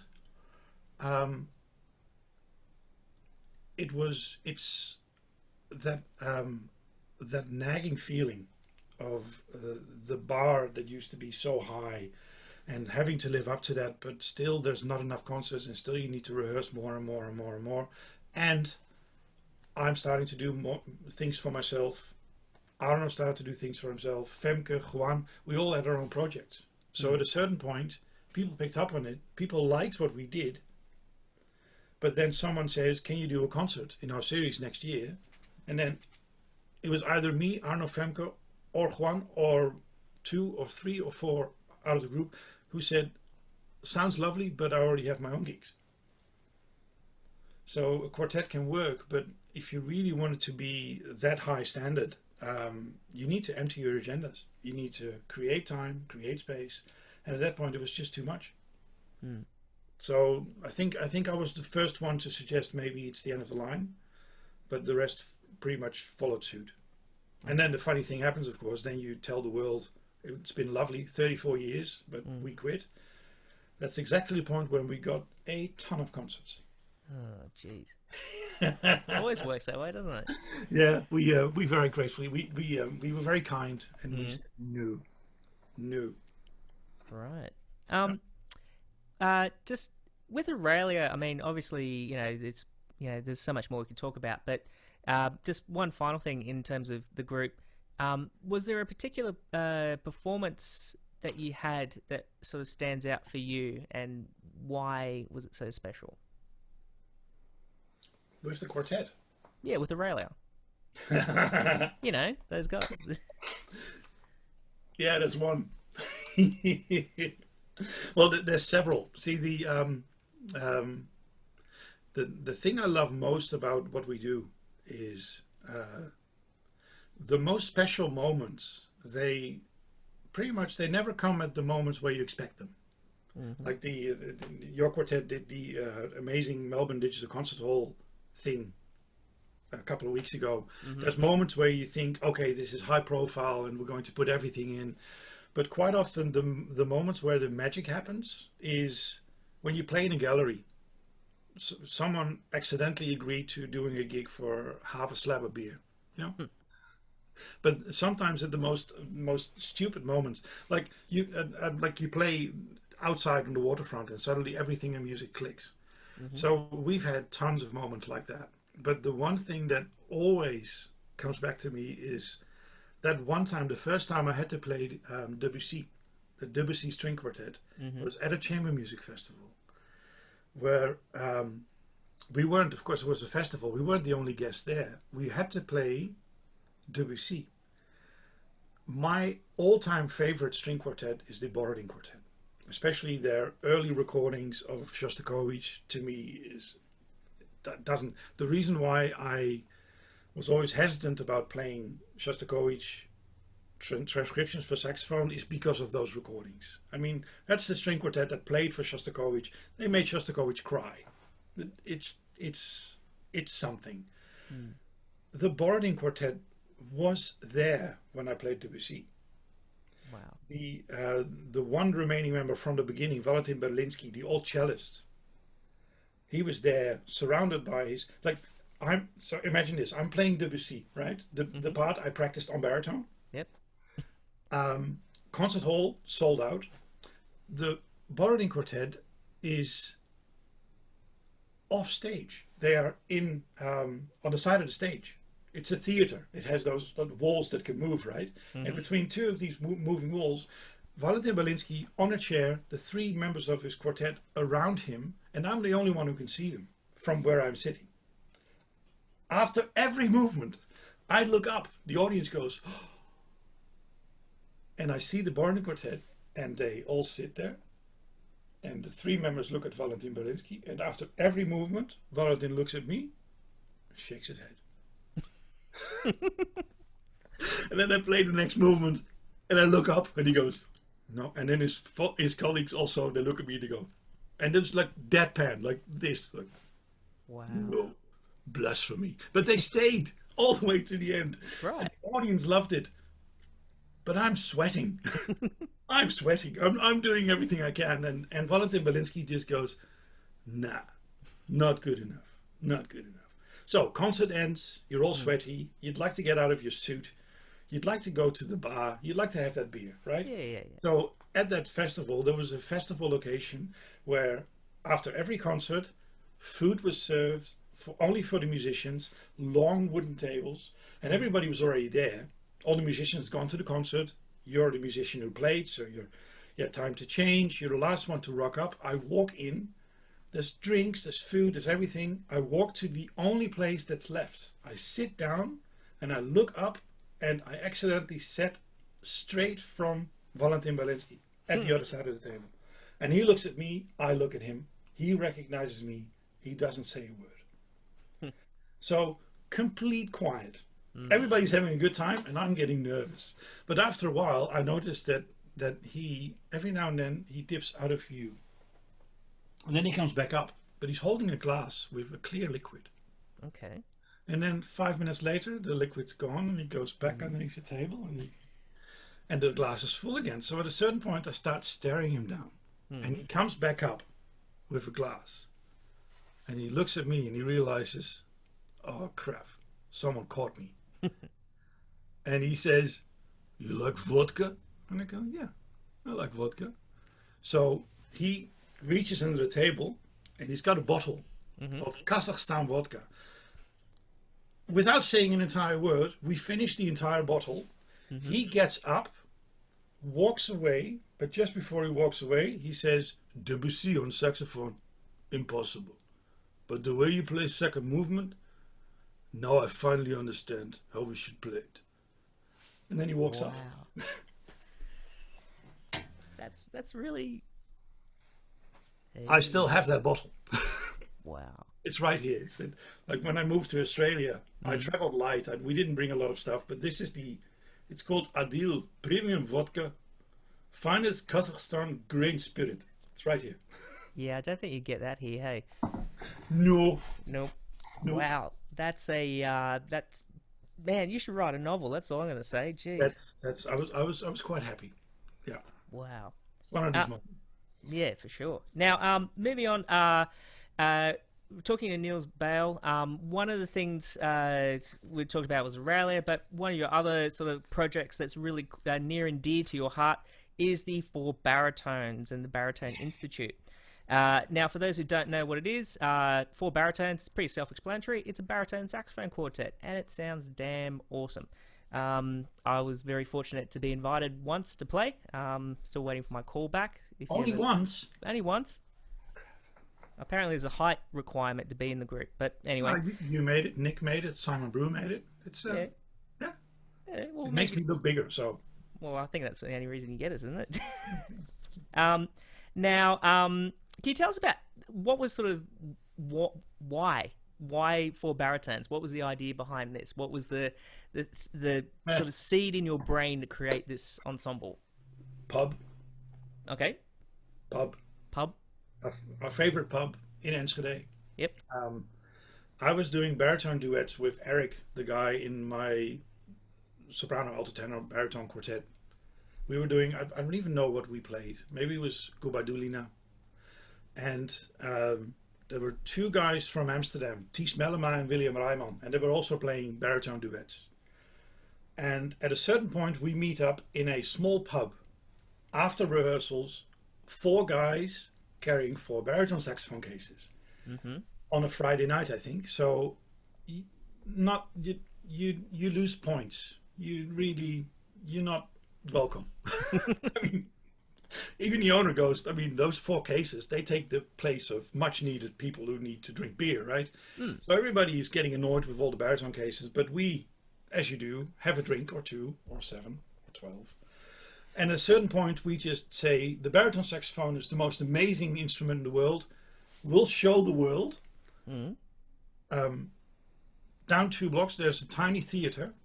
And I say, well, I'll just go there tomorrow and I'm going to organize I'll just book the concert hall. We'll just do 1 concert. Out of sheer just a couple of young guys with a bit too much beer in them. We all said, if you don't like our baritones, we'll just put them together for 1 night, just to have a bit of a laugh. Just 1 night in our lives. And we book the theater and we get together and everybody, it's pretty much for 4 baritones, the goal was anything goes. Whatever you want, we'll just arrange some stuff and maybe someone wants to write something just once. But then we start rehearsing.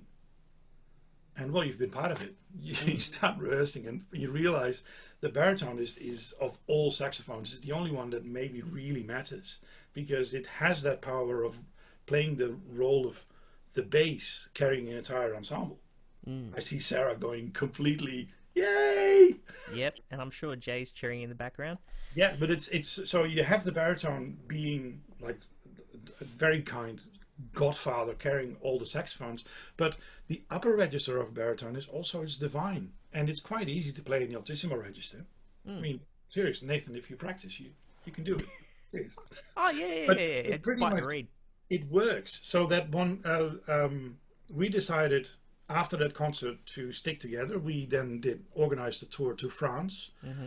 And I think that the concert we did in France, it was in a tiny church, a church that was built in the 11th century. We did 2 concerts, one at the beginning of the week, one at the end of the week. And beginning of the week, we just played some cheesy material.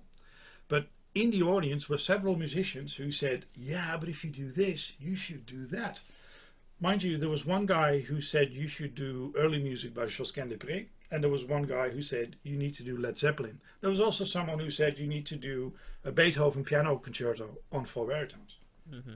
Well, there was one movement of a Beethoven piano concerto where we played both parts, both the orchestra and the piano part.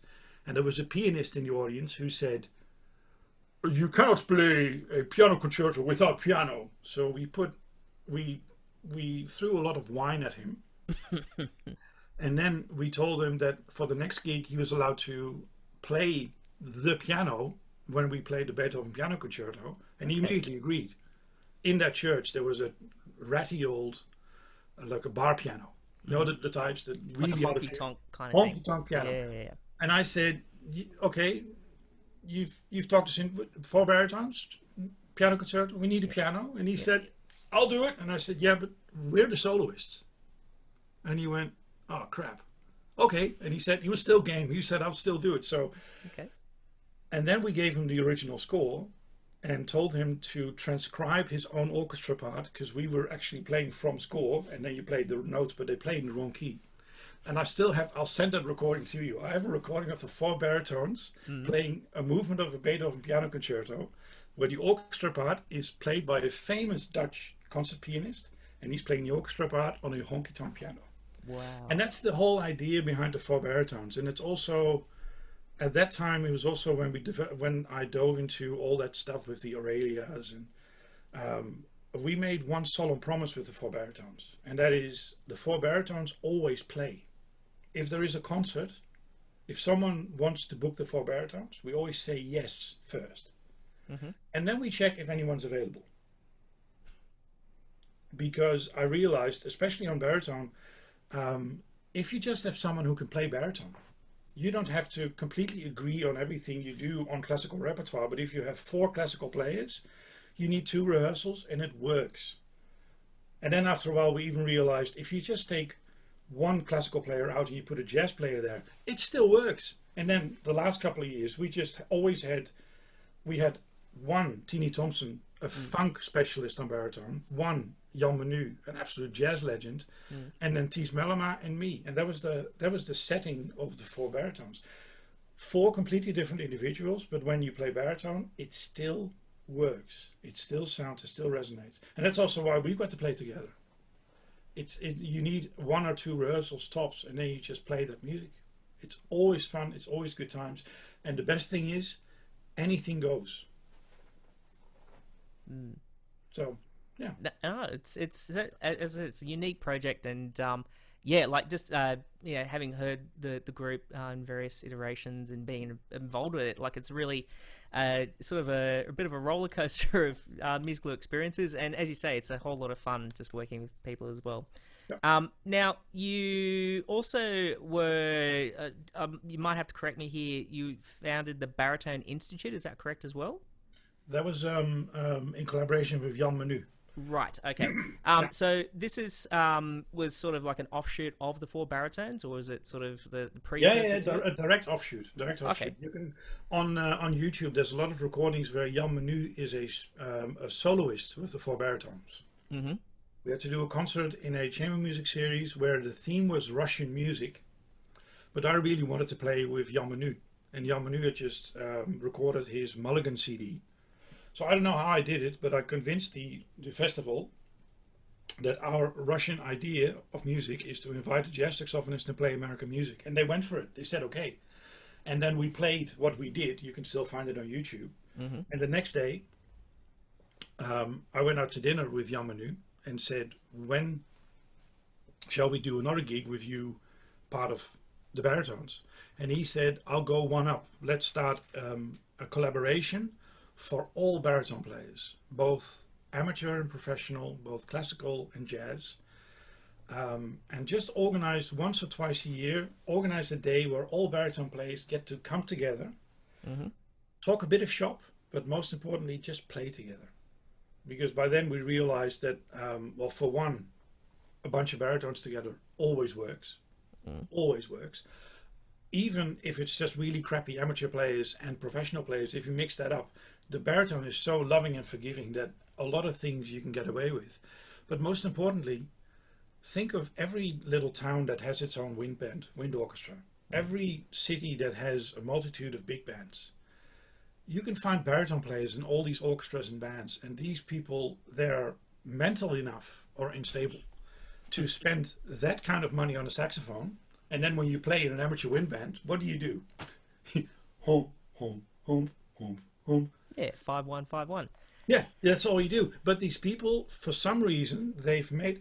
And I know so many amateur players who play the most expensive Selmers. And they always have the most expensive gear. But then the stuff they play on a weekly basis, it doesn't make the baritone sing. So Jan Menu was spot on. That organizing a Baritone Institute and doing international projects where all these people simply come together and work together, it's just mind-blowing. It's just fun. I can't wait. See, this is the thing with lockdown. It's one of those things I really want to start doing here. Oh, it'd be fantastic here. So much to do, man. Yeah, I mean, I've seen, I haven't seen you guys in action, but I know, like when we do the congresses and stuff, and Jay works with the Baritone Institute as well. Like he keeps coming back, just saying like, "Oh man, it's great. We just did a gig at the castle," and just the combination of people and everything. Like, yeah, if you do want to do something here, I'm sure everyone here would be up for it. So. Yeah, but that's the thing. When we met in St. Andrews, that's where we had Simon and we had Nick. Yes. And I don't know. Yeah. And Simon was very adamant. He said, I don't mind playing at the Congress, but it needs to be on day one, because after day one, I can't. I don't want. I have the energy to perform on day one, but the rest, I want to go to a bar. I don't want to focus on being really good.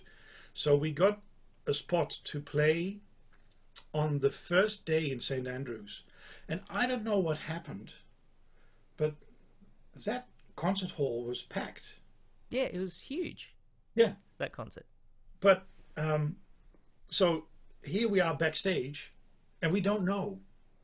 But suddenly, Jean-Marie Londex, Branford Marsalis, they walk in backstage, and I go, "What are you doing here? What do you want?"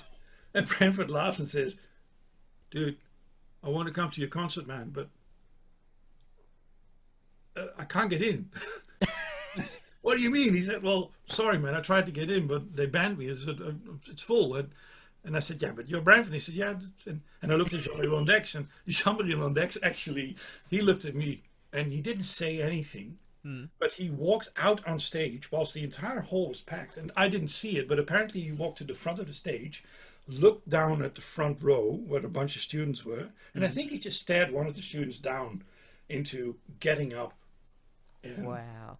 And getting up so that he could sit down.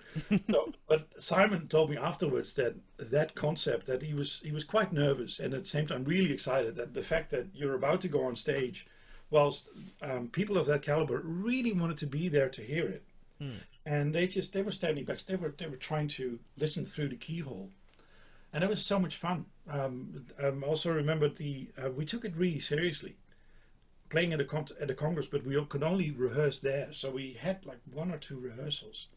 But we just went out there and said, this is going to be fun. It just needs to be fun. You need to show these people that, yes, a Congress is okay, but don't be too nitpicky. It's about music. It's just about, what do?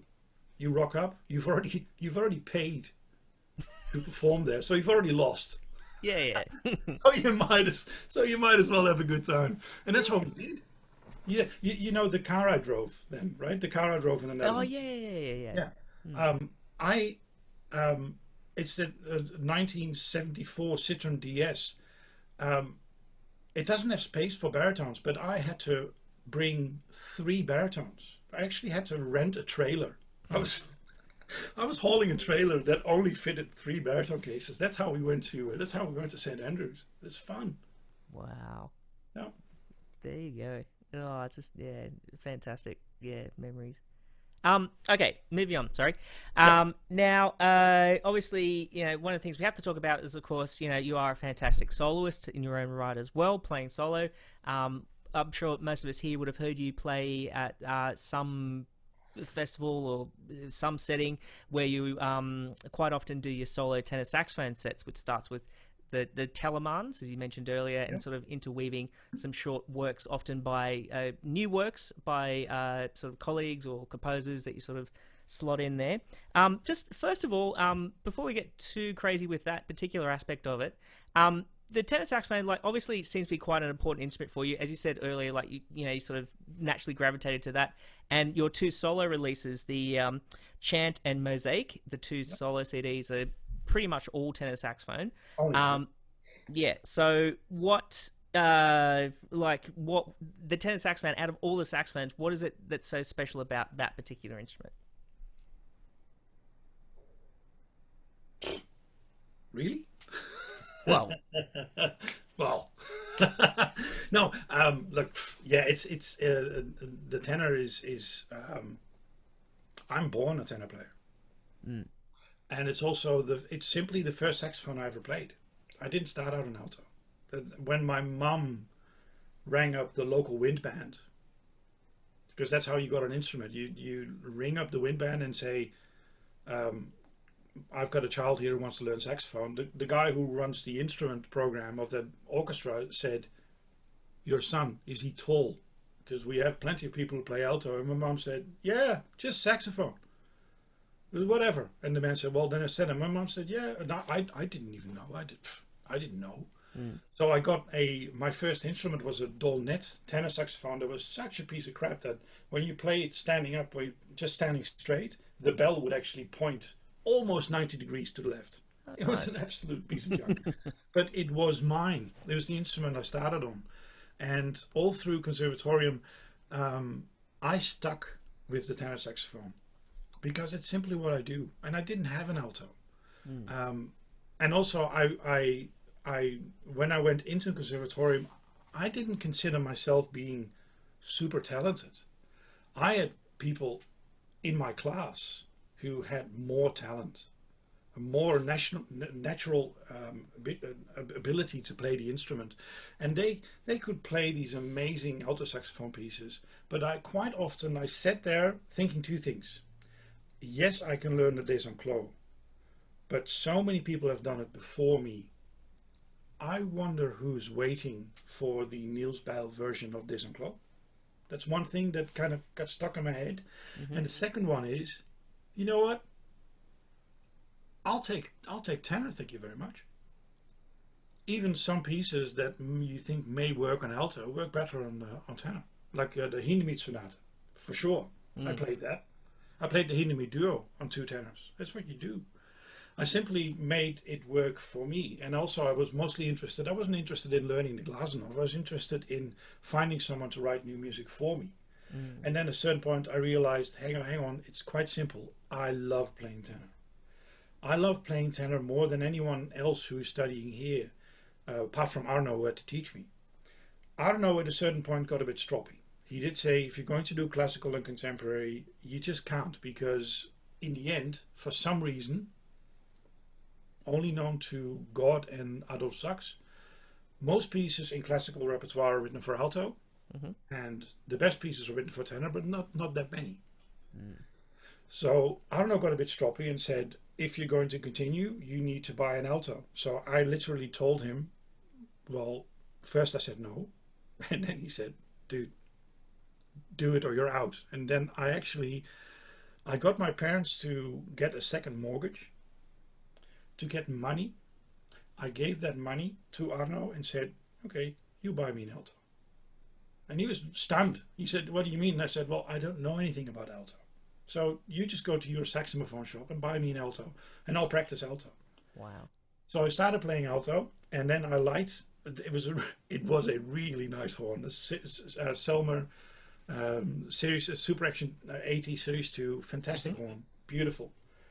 It was so good, it was better than my cheap ass Yamaha that I was playing. I was playing a Steady Yamaha. Right. And it was so good that I started gravitating towards alto. And then my dad stepped in and said, I don't like the sound of alto. And they went to the bank again, got a bit more money out. And then I went to the saxophone shop with Arno and I bought myself a really nice tenor. So I think for about 2 or 3 months, I learned Cherepny, which I hated, I still do. And I learned Creston. And from that moment on, I bought myself a really nice tenor, and I just continued playing tenor until after I graduated. And then it was Remco Jak, Remco Jak is the soprano player of the Amstel Quartet. You probably you know, right? Yeah. Remco Jak actually told me, when are you going to record a CD for tenor saxophone and piano? And I said, why?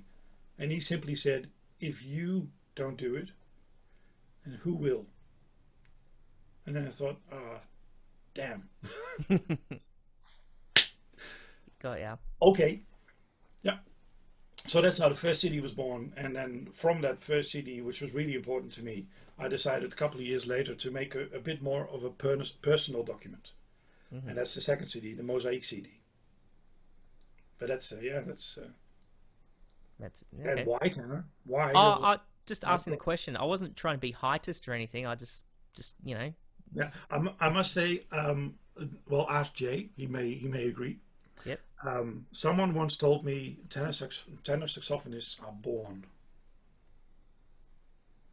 It's not that easy to master a tenor saxophone, especially in what we do. Oddly enough, in jazz, it is by far the instrument that people tend to pick up. But I mean, just this is a bit shop talk, but just that annoying thing that a G with octave never speaks. No, it's the worst note on the tenor. Yeah, anything in low register doesn't work. The high register sounds like you're I don't know, you're choking your chicken. But Oh, do you still, mind settling a bet? Low F on tenor. Is it hard or easy? it's easy. Okay, never mind. Go practice. Okay. No, dude. No, no, no. Never admit. Never admit. No, but it's the tenor is a bit of a. It's not sexist in any way, but it is a bit of a bitch. And sometimes I think maybe that's also why I gravitate towards it. Mm. And if that instrument wants to give me grief, okay, I'll just roll up my sleeves. Yeah. I like it. You like a challenge? Well, it's that thing. All my I had one partner in crime when I was studying. His name was Berger, and he managed to, for one, you know, the Villa-Lobos Fantasia, Mm-hmm. which is obviously written for soprano, Yep. but was premiered on tenor saxophone. Apparently because it was written for Marcel Mühl, but the original version was in a key that it had one altissimo high G. Yeah, it was upper tone originally, and then Yeah, and Marcel Mühl just went, nah. So when the piece was premiered, a tenor player premiered it. So on the score, it now still says soprano or tenor saxophone, which to me, it's a bit tenor pornography, but anyone who's still listening knows what I'm talking about. How can you compare a soprano with a tenor? You can't. It's a completely different thing. But my partner in crime, Gerben Berger, he actually managed to play the last movement of that Villa-Lobos at speed, at the designated speed, on a tenor saxophone. And I still have to find a soprano player who can do the same. And I think that's what it is. Maybe tenor is just, it doesn't want to be tamed. So if you're mad enough to do it, I'm interested in listening to you. Mm. No, it's certainly, yeah, I get the people telling me a lot that, you know, you kind of have to be, you know, slightly unhinged to be playing the tenor saxophone. So. Yeah, but the alternative is normal. Yes, it's true. It's not as fun. Cool. Now, just going back to those, in terms of your, like the solo recitals that you do with tenor saxophone, and you know, interjecting the newer works. Like for instance, you did a work by Australians like Jabra Latham, Nick Rossignello, Jay Burns even had a special in there as well, I believe. How do you go about like collecting all these different works? Is it did people just send you scores and say, "Hey man, can you play this?" Or do you like listen to people and go, "Oh, that's really cool," and say, "Hey, write me a piece"? Like, how's this process work? Oh, well, it's all of the above. Okay. All of the above. I think. Well, yeah, Jay wrote a piece. Nick wrote Pandemic. He wrote it when he was last time I saw Nick was in January.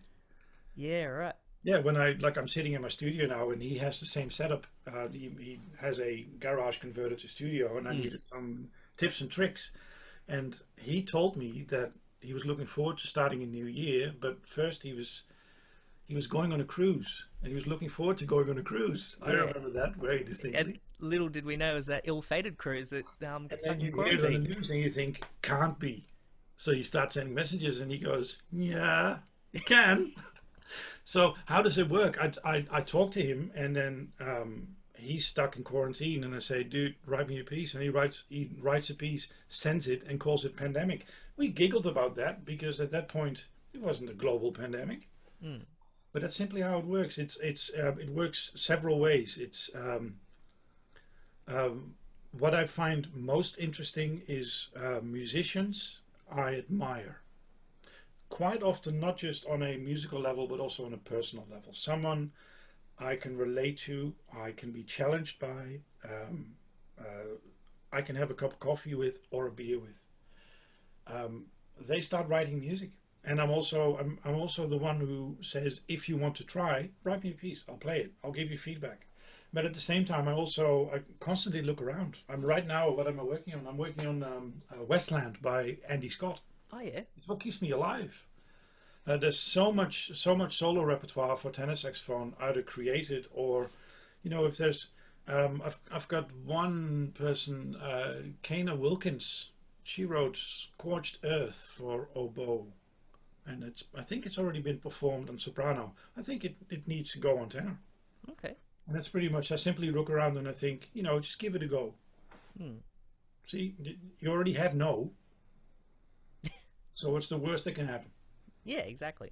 And that's the fun thing. If you, especially with the composers I love to work with, you immediately know it's composers who will either jump on the occasion, on what you're offering, or they won't reply to your messages or to your emails or text messages or whatnot. And I've also learned at a very early age, if there's a personal connection, I'll go through everything needed to be able to perform it. If I don't really like you, I find it a bit harder. But overall, music just needs to be played. Yeah. Okay. Now, I'm going to throw a bit of a deep one. Not that you haven't already been deep already this evening. But yeah, like for me, just sort of being in rehearsal with you and seeing you perform and everything, it's one of the most amazing things to see you perform, and, you know, to be even more fortunate to be in a rehearsal. Just your approach to music and just the way of thinking is so unique, and it's just like this, you excrete this sort of enthusiasm that's sort of infectious with everyone in the room. When you're approaching a piece of music, like learning a piece of music for performance and, you know, preparing for a concert, how do you, like, what's your mindset in terms of approaching it? I mean, obviously there's the technique sort of things, but in terms of getting in depth with the music, how do you do that?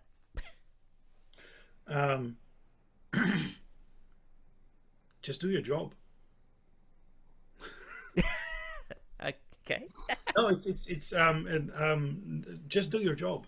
Mm-hmm. But the job is, there's a piece of paper in front of you. Yep. It's old school if you have to print it out, right? Mm. But there's a piece of paper in front of you, and tell you a very short story.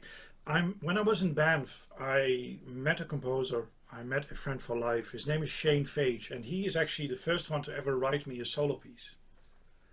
He actually wrote me a bit of a doozy, and I think there was a hidden message. I asked him to play the final piece to be played in my master's exam, and I was at that point fascinated with the piece by Bartók for 2 pianos and percussion. Mm-hmm. And I wanted just that. I wanted the piece for tenor saxophone and bass clarinet and 2 pianos and electric guitar and all the percussion in the world. Like, go mad. And at that point I was still learning Hard by Christian Loba. Mm-hmm. And in a private session with Shane, I showed him everything you can do on a tenor, and I mean everything, all the party tricks. And he just sat there and he made notes and he went, yes. And I went back to the Netherlands knowing I was a big shot. I just had a commission, and a Canadian composer was going to write me this insane big piece. And then after about 2 months, he sends me a piece, and it's called Soliloquy ... Pinter. And it's a piece for tenor saxophone. Mm-hmm. It's based on the work of Harold Pinter, mm-hmm. who wrote lots of plays that, especially later on in his life, were filled with the Pinter's pause. In his text, he would put dots on paper, and every dot would represent, say, 2 seconds of silence.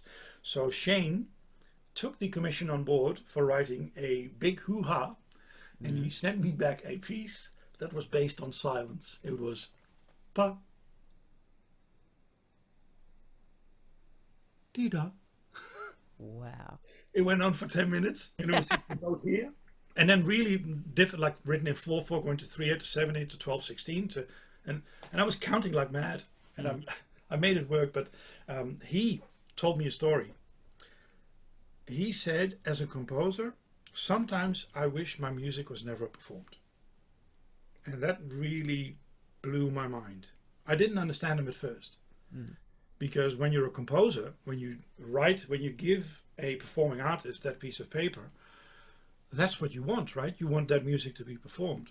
Oh, of course. But Shane said, no, that's not what it is. He said, I've got an idea in my head, and then I need to put that on a piece of paper. The only method they give me is A4, 5 horizontal lines, a bunch of dots and sticks and letters. And that's it. I can't send them an essay. I can't call them up. I need to send the parts, and they need to, with that limited resource, they need to know what was in my head. And he told me a story about the Arditi Quartet, that he once won a competition where the Arditi Quartet flew him to Chicago to premiere his string quartet. and he thought that he'd finally made it to the big leagues. And the Arditi Quartet, they invited him for a pre-rehearsal. In the pre-rehearsal, the viola player got their parts out of an envelope and he was sight reading his part. They went through the entire piece at half the speed because the quartet was sight reading. Mm-hmm. When Shane had to get up and tell them that, oh, maybe, a bit faster, the manager said, excuse me, you need to go away now. You were allowed to listen to the run through. We'll see you tonight. Thank you for being here. So that night, the composer listened to a premiere of his string quartet, played by a quartet who played it at half speed, filled with wrong notes. And then afterwards, the audience gave him a standing ovation. He had to go on stage, take a bow. Wow. That stuck. When he told me that story, I realized, oh crap. So every time I get a piece, I get a new composition for solo or for whatever. Everything that's written down, I take it very seriously. And it simply is, it's just do your job. Do your job, because again, 95% of what we do is just play the right notes at the right time, as in tune as possible. And then the last 5%, try to get into the mindset of the composer. And then before you perform it, you contact said composer, send him or her a recording and say, this is what I came up with. What do you think? And then the composer still has the right to go, you idiot. And that's the thing. It's a long story, but short story, it still sticks. Just do your job. Do your job. Find the story that's written, that's hidden in the material. And the only thing you need to do if it comes to giving it character, the only thing you need to do is make a decision. You can decide to play it very melancholic. And if you do that, then you need to decide, does the melancholy stay throughout the entire piece, or is there a development? Or do you realize halfway through, well, melancholy, that was pretty stupid, try something else. But all you need to do to find something that works is just try something. Just try an approach. Because in the end, just pick something and then the music will tell you if it works or not. But again, just do your work, do your job. Okay. It's what Simple, you get for, but even if you don't get paid. All right. Now, just coming up to the tail end, we're getting there, folks. I know it's been a long one, but as I said, Niels has a lot of information there, so we've got to try and extract it.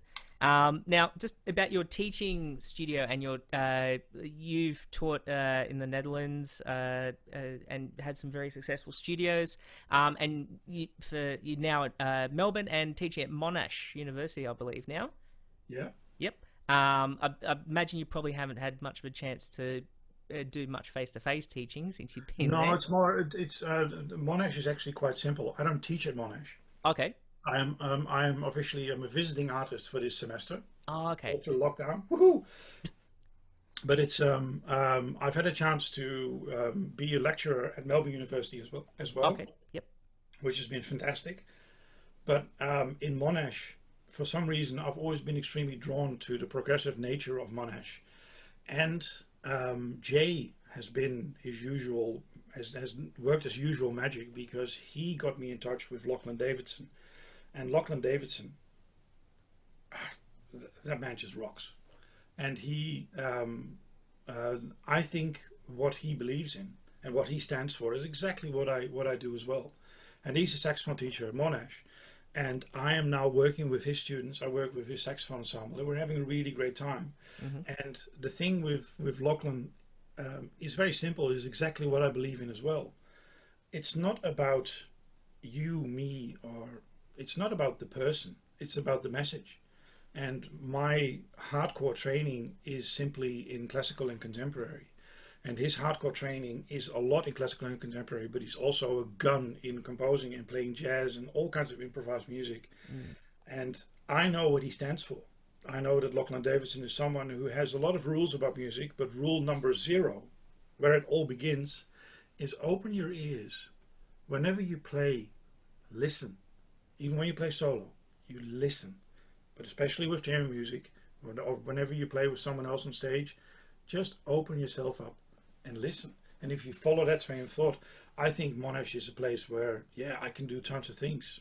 But those tons of things are also already done by Lachlan.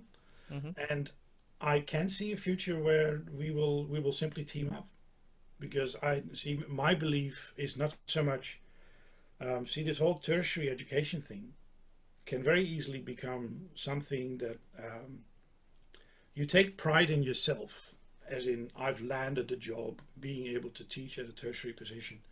But I think Australia, I mean, this country rocks, but the support for the arts in this country is questionable at least, right? So I've been coming here for about 20 years. And at first I compared it to the Netherlands, where everything was like freaking paradise.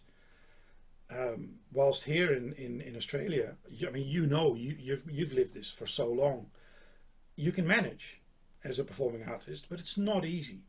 You can focus on being just classical and contemporary, but then you go out there and then you have to do a gig. Someone says, okay, but now improvise. And you go, yeah, but how? I don't know how. So I firmly believe that, especially on this continent, if you find young people who come up to you and say, I want to be a professional saxophonist, the first thing you say is, really? And the second thing is, if they go, yeah, of course, that's what I need. I think it's a moral obligation to them that you teach them everything you know on a scale as broad as possible. So if you just learn from someone who knows how to do a gig or do fantastic studio work, that's good. You'll be really good at that. But then you know less of, I don't know, how to play Baritone, if that ever comes up in conversation. But I think the opportunity, especially now with lockdown and international travel being completely banned, the opportunities I see here, man, it's all about combining forces. Combining forces, creating a progressive and creative environment for those couple of individuals who firmly believe that, of course, it's no more than natural to have a life in music. Because I think you're living proof, right? That if you just work hard enough, you will find a way. Yeah. Right? Well, yeah, you kind of have to, as you say, saxophone, I mean, it's certainly more of a holistic approach if you want to be gigging, essentially. Like, you kind of have to, put your fingers in different sorts of pies, and musical pies, that is, and, just have that really broad education and pick up as much as you can. And, yeah, as you said, spot on. Yeah. So the thing I'm really intrigued in is, of course, your environment is slightly different. I mean, I live in Paradise South, you live in Paradise East, right? I'm sort of Western Sydney, so it's not exactly paradise. Yeah, but still, I mean, looking from, because see, I know how people from outside of Australia look at Australia, and it is paradise. But living here as a musician isn't always that easy. But I know, especially I know you, and I know so many friends, so many colleagues, everybody in our field, we know each other, we like each other, we hang out. We all need a piece of the pie to survive, whilst we know that we're not talking about pie, we're talking about crumbs, right? Yeah. So we all need to find a way to survive and then have a fantastic life, because we've known each other for almost a decade, and every single time we see each other, we hang out, we work together, we have a great time, every single time. And that has been the case with ever since I met Jim Nightingale, and then I started hanging out with Jay. It's been that constant flow, even with the new artists. When I came to Melbourne first, I met Jess Voigt, and she was teaching of Michael Lignovsky, who now works in Bendigo. And she just went to the States to pick up some more skills and then come back to Melbourne and really create something for herself. Well, something else happened, and she's having a fantastic life in the States. Yo-Yo Sue, Josh Hyde, there's an entire new generation of people from Australia. We just need, well, first of all, I really hope that they're successful in what they want to do, and I also want them to come back.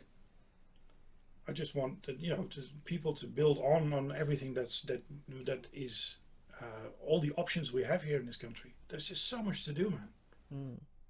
And especially now, I'm a bit frustrated. You can imagine. I'm very glad that I'm here now. Oh yeah. Lockdown is a bit of a downer. I thought about it last night. I feel a bit like an emu who walked into a bird sanctuary.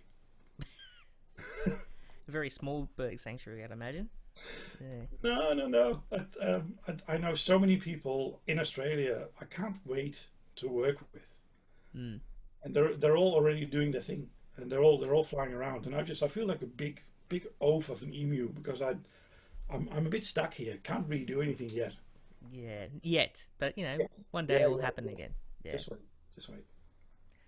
Now that sort of leads on to another question. Like COVID-19, obviously, like all of us has everyone's kind of sick of that word, but it's obviously affected us and impacted us in different ways, more so than others, particularly our friends down south, like yourself. Now I understand at the start of the year when you moved to Australia, you had intended to have a bit of a quiet year, Yeah. is what you kept saying to us, and I believe you got your wish. Probably, Yeah. yep. Very happy. Yep. And well, I mean, during this time, you sort of been doing your practice, some practice, and just sort of keeping your sanity. Yeah, I mean, hopefully, down the track when it's all over, are there any projected projects or things that you have in the pipeline that we should keep an eye out for once things ease up? I know, for instance, there is the online workshop thing you have coming up in the 13th of September. Absolutely. Yeah. Yep, Yeah. at Monash, and that's a woodwind online day with Lachlan and yourself and many other woodwind specialists there. What other sort of projects and things have you sort of been brewing on or working, or is it a little bit hush-hush at the moment? No. Well, first of all, you know me. I don't do hush hush. I know. There's a lot of things I do, but politics is not one of them. So first of all, that Monash, I just got an email earlier today. The Monash thing really is it's open for all students and even teachers if they just want to come in and hang out. One thing I'm really looking forward to actually is hooking up with pretty much anyone involved in saxophone in Victoria, because I just want to ask them how they managed to build a career for themselves after graduating from university. And if there's anything that they had to learn by themselves, and if there's anything that, in retrospect, universities could still do for people out there in the field. But that Monash that Monash day on the 13th, I think there's quite a lot of people already signed up. Okay. But if there's still people, you'd have to decide this weekend, because I think on Monday they close. There's a deadline. And it's really the good thing about it is it's the cost, like it's There's no cost. exactly Yeah, like there it's shouldn't. free. There shouldn't be. There Yeah, shouldn't yeah. be. Yeah, that's more than it's no more than natural. I mean, yeah, we're professionals. We should not work for free. But when it comes to passing on knowledge, if it's just for a one-off, it's yeah. If you can with just a chat for an hour or 30 minutes, if you can just help someone on their way, it's enough. It's good enough. And like I said, through Jay, I got in contact with Lachlan. And one thing I knew I was onto a good thing with Lachlan was when I told him that I really wanted to see if we can work together. He said, "That's all well and good, but let's not talk, but let's play." And he immediately came up with a plan he said, "I really want to do quartet again." Cool. And he has two fantastic players, Sarah, who's still there. Hey, Sarah and Bijl on baritone, and Martin Hemingway on alto. And it's a project started by Lachlan, but I immediately jumped on board because it's exactly what I want to do. He said, "Quartet, that's where it's at." And he once was part of the Peter Clinch Quartet, saxophone quartet. And we've even decided, it was his suggestion, to start playing together, do a project. Officially, we want to have our first gig in November. Fingers crossed, if we're allowed to. But that'll be under the name of Clinch Quartet. Oh, nice. Because we need to look forward. But I think one thing that Australians can do also a bit more is look back at their own rich history. Instead of looking outward, look inward. So that's something I'm really looking forward to. And for the rest, I had a bunch of concerts with the Astra Choir, John McCackey. I've got all kinds of plans with Jay. I've got so many things I need to do in New South Wales again, as well. I've got Michael Lignovsky and Bendigo who wants to do stuff. I desperately need to have a coffee with Barry Cockcroft. But all these things, most things are mostly also just to have a coffee. just to first see now what. Because I told you at the beginning of the previous lockdown, you don't even know. Of course, you think there's only one lockdown. I know everybody was struggling, and I was a very strong advocate of when you're stuck, you don't have to be productive. You don't, because especially if you just focus on social media, you see all these people desperately posting stuff like, I'm doing stuff. Take it positively, not negatively. There's no reason to have to do anything. I had a long chat with Christina last week, and she again said, look, 2020, it's been interesting. When we get to the end of this year, it just didn't happen. This year, everything was on pause. I've got lots of plans to work with Emily Granger, and we will. But once it is possible, this is the situation we're in now. You know, the tinfoil hat brigade is growing in numbers. Sure is. I still think that they should just, very Australian, just sit the fuck down and shut the fuck up. This is something we need to write out together. And yeah, the second I can come up to New South Wales, I'll come up, we'll have that beer. Yep. And something will come of that. Because that's the one thing that's kept me going in my, again, career. All you need to do is do something. If you do something, if you have a meeting with someone, something will come of it. It will lead to a rehearsal. That rehearsal will either lead to a screaming match where you both insult each other to no end, or you realize, hey, we're onto a good thing here. Let's do a gig. And that one gig will lead to another gig, will lead to a different project. Every single thing I've done has always led to something else. All you have to do is do something. But for everybody here in Victoria, now is not the time. Now is not the time. The only thing that keeps me sane is this little box here. This little studio that I built with a builder who is now a friend. And he finished it on the day the first lockdown started. And pretty much every evening I've come into this room just to pick up the saxophone and play. And you know all about that because you've been doing it on Instagram like mad. Oh, I've been having a bit of a break at the moment, but yeah. Yeah, but it's not... it's about picking it up. Just for yourself, just for your own sanity. Yeah. I've for months now, I've worked on my own version of the Bach second cello suite in D minor. I've made a version, a playable version for tenor saxophone, which I probably will never perform in public. Because I still rather hear a cellist play that music than hear it on saxophone or play it myself. But just saxophone is also about just picking it up and doing it. Just play. Because especially in the evenings, you can do two things. You can either lie on the sofa and watch Netflix, which I've already done, or you just pick it up and I don't care. Just start playing Ferling again. I don't care. Just play. Inspiration will always come. Yeah. And when you least expect it too.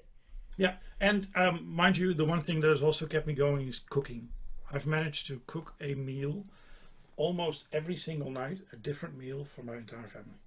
Wow. This wouldn't have anything to do with Nate's What Do You Reckon cooking segments by any chance? Well, that's how Oscar, my 8-year-old, learns how to cook. Oh, yeah. And he's actually, for school, he had to do an online project where Oscar had to make a Dutch meal. So he made a Dutch apple pie, and now we're turning it into a video. And we're sending it to Nat because Oscar really wants to know. I think he calls the project Fuck Jar Pie. I'm not sure. Still a working title. No, but that's the thing, you know, that's someone like Nat. I'd love to meet Nat because he's done exactly what I very firmly believe in, and that is, guys, we're in this together. Just write it out. And whilst you're at it, yeah, don't jar sauce. It's not an option. Yeah. Actually, I'm not sure if you're interested in food, but because restaurants closed down, you go to Woolies, you get prime A of everything. Right. Yeah, you've not noticed. Well, we've got restaurants and things open here, so it's sort of... okay, but like the first time you went through lockdown. Oh, yeah. Well, Suddenly, first time, like I the think... produce you get, like the supermarket, of course, if you want to cook with toilet paper, that was an issue. But the other stuff... Yeah, true. Yeah. Oh, there you go. Okay, now I've got one final question. But It's we've going to only be been going for 3 hours. Come yeah. on. Well, I think we've got 5 minutes. We may as well round it off. So we'll do one final one just to sort of put the cherry on the top. And it's Yeah. a bit of a nerd question, but I'm sure you don't mind. If you had 10 minutes to practice in a day, what would it be and why? Whatever's on the music stand. Um, Seriously,